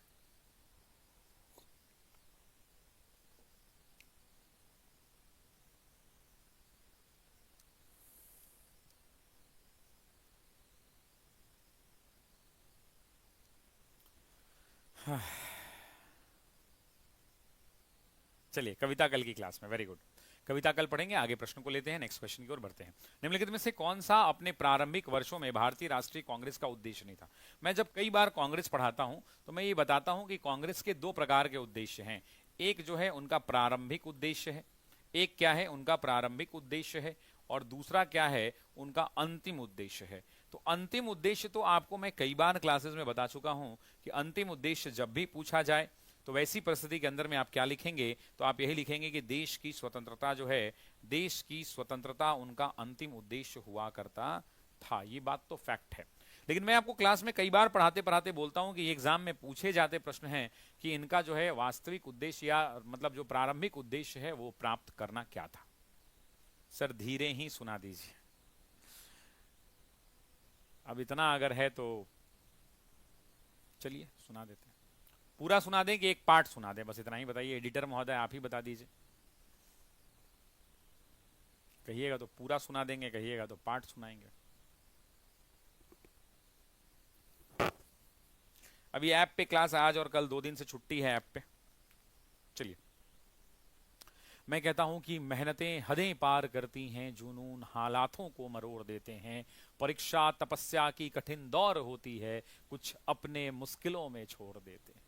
जवानी किताबों में ढल रही है, जिंदगी मौसम है, हर रोज बदल रही है, लफ्जों में दुख बयां किया नहीं जाता, लड़खड़ाते हुए ही सही पर जिंदगी संभल रही है। पैसा पैसा जोड़कर बापू मेरी किस्मत संवार रहा है, तिनका तिनका बचाकर बेटा हर रोज लड़ रहा है, फटे चप्पलों में बापू अब मीलों चलता है, रिजल्ट का क्या होगा इस बात से डरता है। रोटी पका रही मां घर पर, रोटी पका रही मां घर पर, बेटे का पेट यहां खाली है, पटाखे फुट रहे गांव पर, पता नहीं कब दिवाली है। होली खेल रहे सब यार यहां, किस्मत तो जाली है, और असफलता लगी जैसे गले, मार रहे सब ताली है। ताली मारो ताने मारो, मुझे अब कुछ ना कहना है, संघर्ष जिंदगी है माना, मुझे तो अब बस लड़ना है, असफलता छू भी ले मुझको, मुझको अब ना डरना है, और बात बाप के पगड़ी की है तो अब किस्मत से लड़ना है। तलवार पर लगाकर धार अब कलम उठाना है, घिस घिस कलम पन्नों को अब अंगार बनाना है, रखा बाप ने सर ऊंचा चाहे कुछ भी हालात रहे, इस बार मुझे बापू का सर समाज में उठाना है। तो आंखों में अंगार लिए, हाथों में कलम की धार लिए, खड़ा हूं मैं कर्म पथ पर, सपने हजार लिए। तो समय रण क्षेत्र का है, समय का बिगुल बजेगा, परीक्षा की घड़ी है, यह रण क्षेत्र सजेगा, कलम डोलेगी पन्नों पर, इतिहास रचेगी, और मेहनत स्वयं उम्मीदों पर सफल हो नचेगी। ये घड़ी जीतने का है, ये घड़ी उफान देगा, लड़ेंगे इस घड़ी से हम, ये घड़ी पहचान देगा। कलम मयार में साथ है मेरे, जमी देगा आसमान देगा, यही देगा खुशियां घरों की, यही सपनों को सम्मान देगा। तो आंखों में तू अंगार रख, तो आंखों में तू अंगार रख, हिम्मत नहीं तू हार अब, जीत हार का तो पता नहीं, पर हिम्मत तू हर बार रख। रख जुनून सीने में अपने, आंखों में प्रतिकार रख, सफलता चूमेगी कदमों को, बस हौसला बरकरार रख। अरे हम कहां रुकने वाले हैं, हम कहां झुकने वाले हैं, रखा कलम को शिद्दत से, फिर हाथ देख कर पता चला कि हाथों में पड़ गए छाले हैं, फिर भी कलम संभाले हैं, हम ऑफिसर्स एकेडमी वाले हैं। एक हाथ में जिम्मेदारियां, दूजे में सपने पाले हैं, जज्बा शिक्षक बनने का है, जो अब पूरा करने वाले हैं। रोकने वालों सुनो, हम नहीं रुकने वाले हैं, क्योंकि हाथों में पड़ गए छाले हैं, फिर भी कलम संभाले हैं, हम ऑफिसर्स एकेडमी वाले हैं।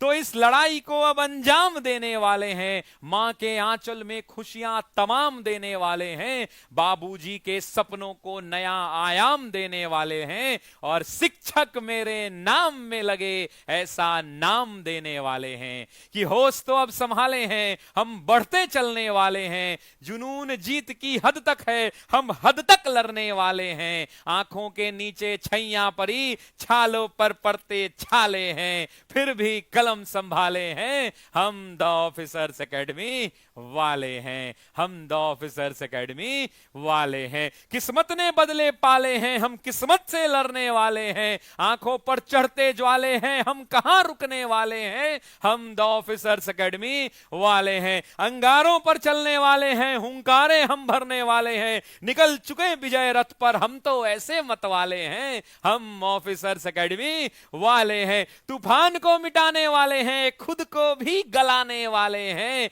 हार कहां हमने माना, हम गिर गिर कर उठने वाले हैं, हम ऑफिसर्स एकेडमी वाले हैं। तो कहता हूं कि कलम हो तो कलाम जैसी होनी चाहिए, जज्बा हो तो पहचान अलग होनी चाहिए, तेवर अलग और खून में रवानी होनी चाहिए, और होठों पर बिहार को बदलने की कहानी होनी चाहिए। दिल में जुनून, आंखों में लहू उतारना होगा, आंखों के आंसू को सुखाकर अंगार करना होगा। मां बाप के सपनों को पहचान देनी होगी, और इसके लिए अब किस्मत से लड़ना होगा। तो लड़ेंगे किस्मत से ताल भरेंगे, आंखों को भींचेंगे, गाढ़ा लाल करेंगे। कोई सौंदर्य नहीं, नास कहीं समय बर्बाद करेंगे। हम उठेंगे, लड़ेंगे, इसका शंखनाद करेंगे। जितनी हिम्मत है उतना निचोड़ देंगे, बाकी सब ऊपर वाले पर छोड़ देंगे। हार हो तो ऐसी कि सबकी आंखों में पानी उतर जाए,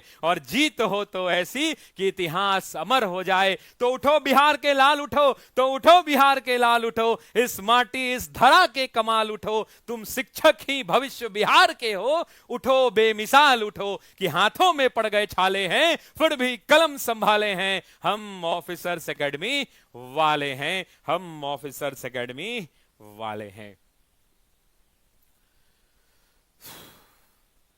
परमपिता परमेश्वर से आप सबके लिए इतनी ही प्रार्थना है कि आप सब सफल हों अपनी परीक्षा में, इससे ज्यादा मेरी कोई प्रार्थना नहीं है। हम ऑफिसर्स एकेडमी की तमाम शिक्षकों की टीम तरफ से बस इतना ही परमपिता परमेश्वर से प्रार्थना करना चाहते हैं कि आप सब इस साल सफल हों, और अपने माँ बाप के सपनों को आप पूरा करें, अपने सपनों को पूरा करें, और बिहार के बेहतर भविष्य के लिए आप बच्चों को प्रेरित कर आगे बढ़ाएं, और एक ना एक दिन आपकी मेहनत से ये बिहार जरूर बदले। जितने भी मेरे भाई बहन हैं, सभी भाई बहनों के लिए बस इतना ही प्रार्थना है, इससे ज़्यादा मैं और कोई प्रार्थना नहीं कर सकता हूँ, इससे ज़्यादा मैं अब कोई प्रार्थना नहीं कर सकता हूँ। एक मेरे भाई कह रहे हैं कि सर अब रहने दीजिए सर, अब रात को आज नींद नहीं आएगी। महालवारी में मैकेंजी, हॉल्ट मैकेंजी गवर्नर होंगे दोस्तों। महालवारी में ना हॉल्ट मैकेंजी, लॉर्ड हेस्टिंग इसको लागू करेंगे, लेकिन यहाँ पर हॉल्ट मैकेंजी जो है क्या होंगे, हॉल्ट मैकेंजी गवर्नर होंगे, है ना।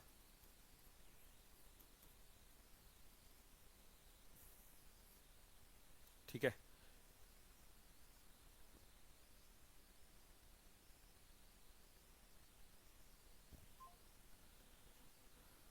ठीक है, बस इतना ही कहना है।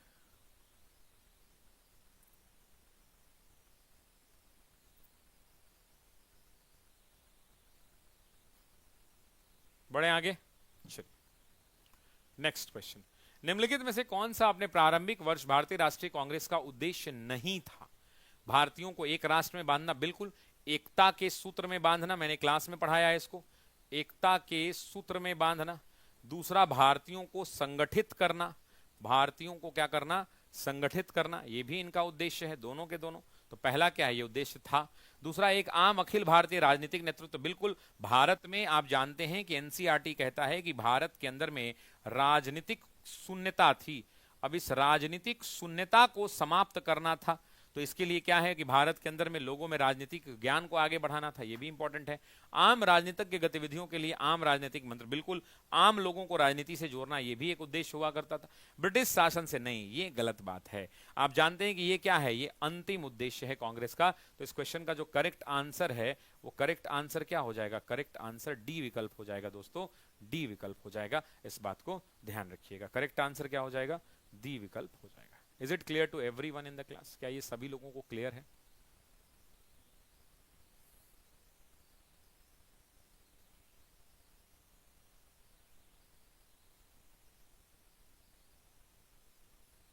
ऑफलाइन में आके ले लीजिए ना, ऑफलाइन में तो नया है ही।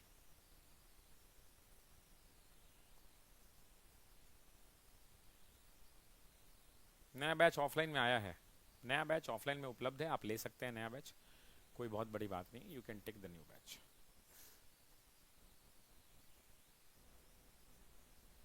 ठीक है, चलिए तो आज की क्लास को यहीं विराम देते हैं, आज की क्लास को यहीं विराम देते हैं और कल पुनः मुलाकात होगी आपसे। तब तक के लिए आप सभी लोगों का बहुत बहुत नमस्कार।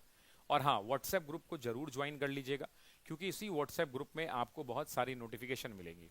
तो हमारी टेक्निकल टीम से अनुरोध है, वो थोड़ी देर के बाद व्हाट्सएप ग्रुप का लिंक लगा देगी, अभी नहीं मिला है, रात रात तक कम्युनिटी पर लगा दिया जाएगा, कहीं भी ना कहीं लगा दिया जाएगा, ताकि आपको समस्या ना हो, इस बात को ध्यान रखिएगा। ठीक है, तो इस क्लास का जो बोर्ड पीडीएफ है, वो बोर्ड पीडीएफ इसी ग्रुप में डलवा देंगे, व्हाट्सएप के ग्रुप में, और प्रतिदिन आपको उसमें उपलब्ध होता रहेगा। इस क्लास में जुड़ने के लिए आप तमाम लोग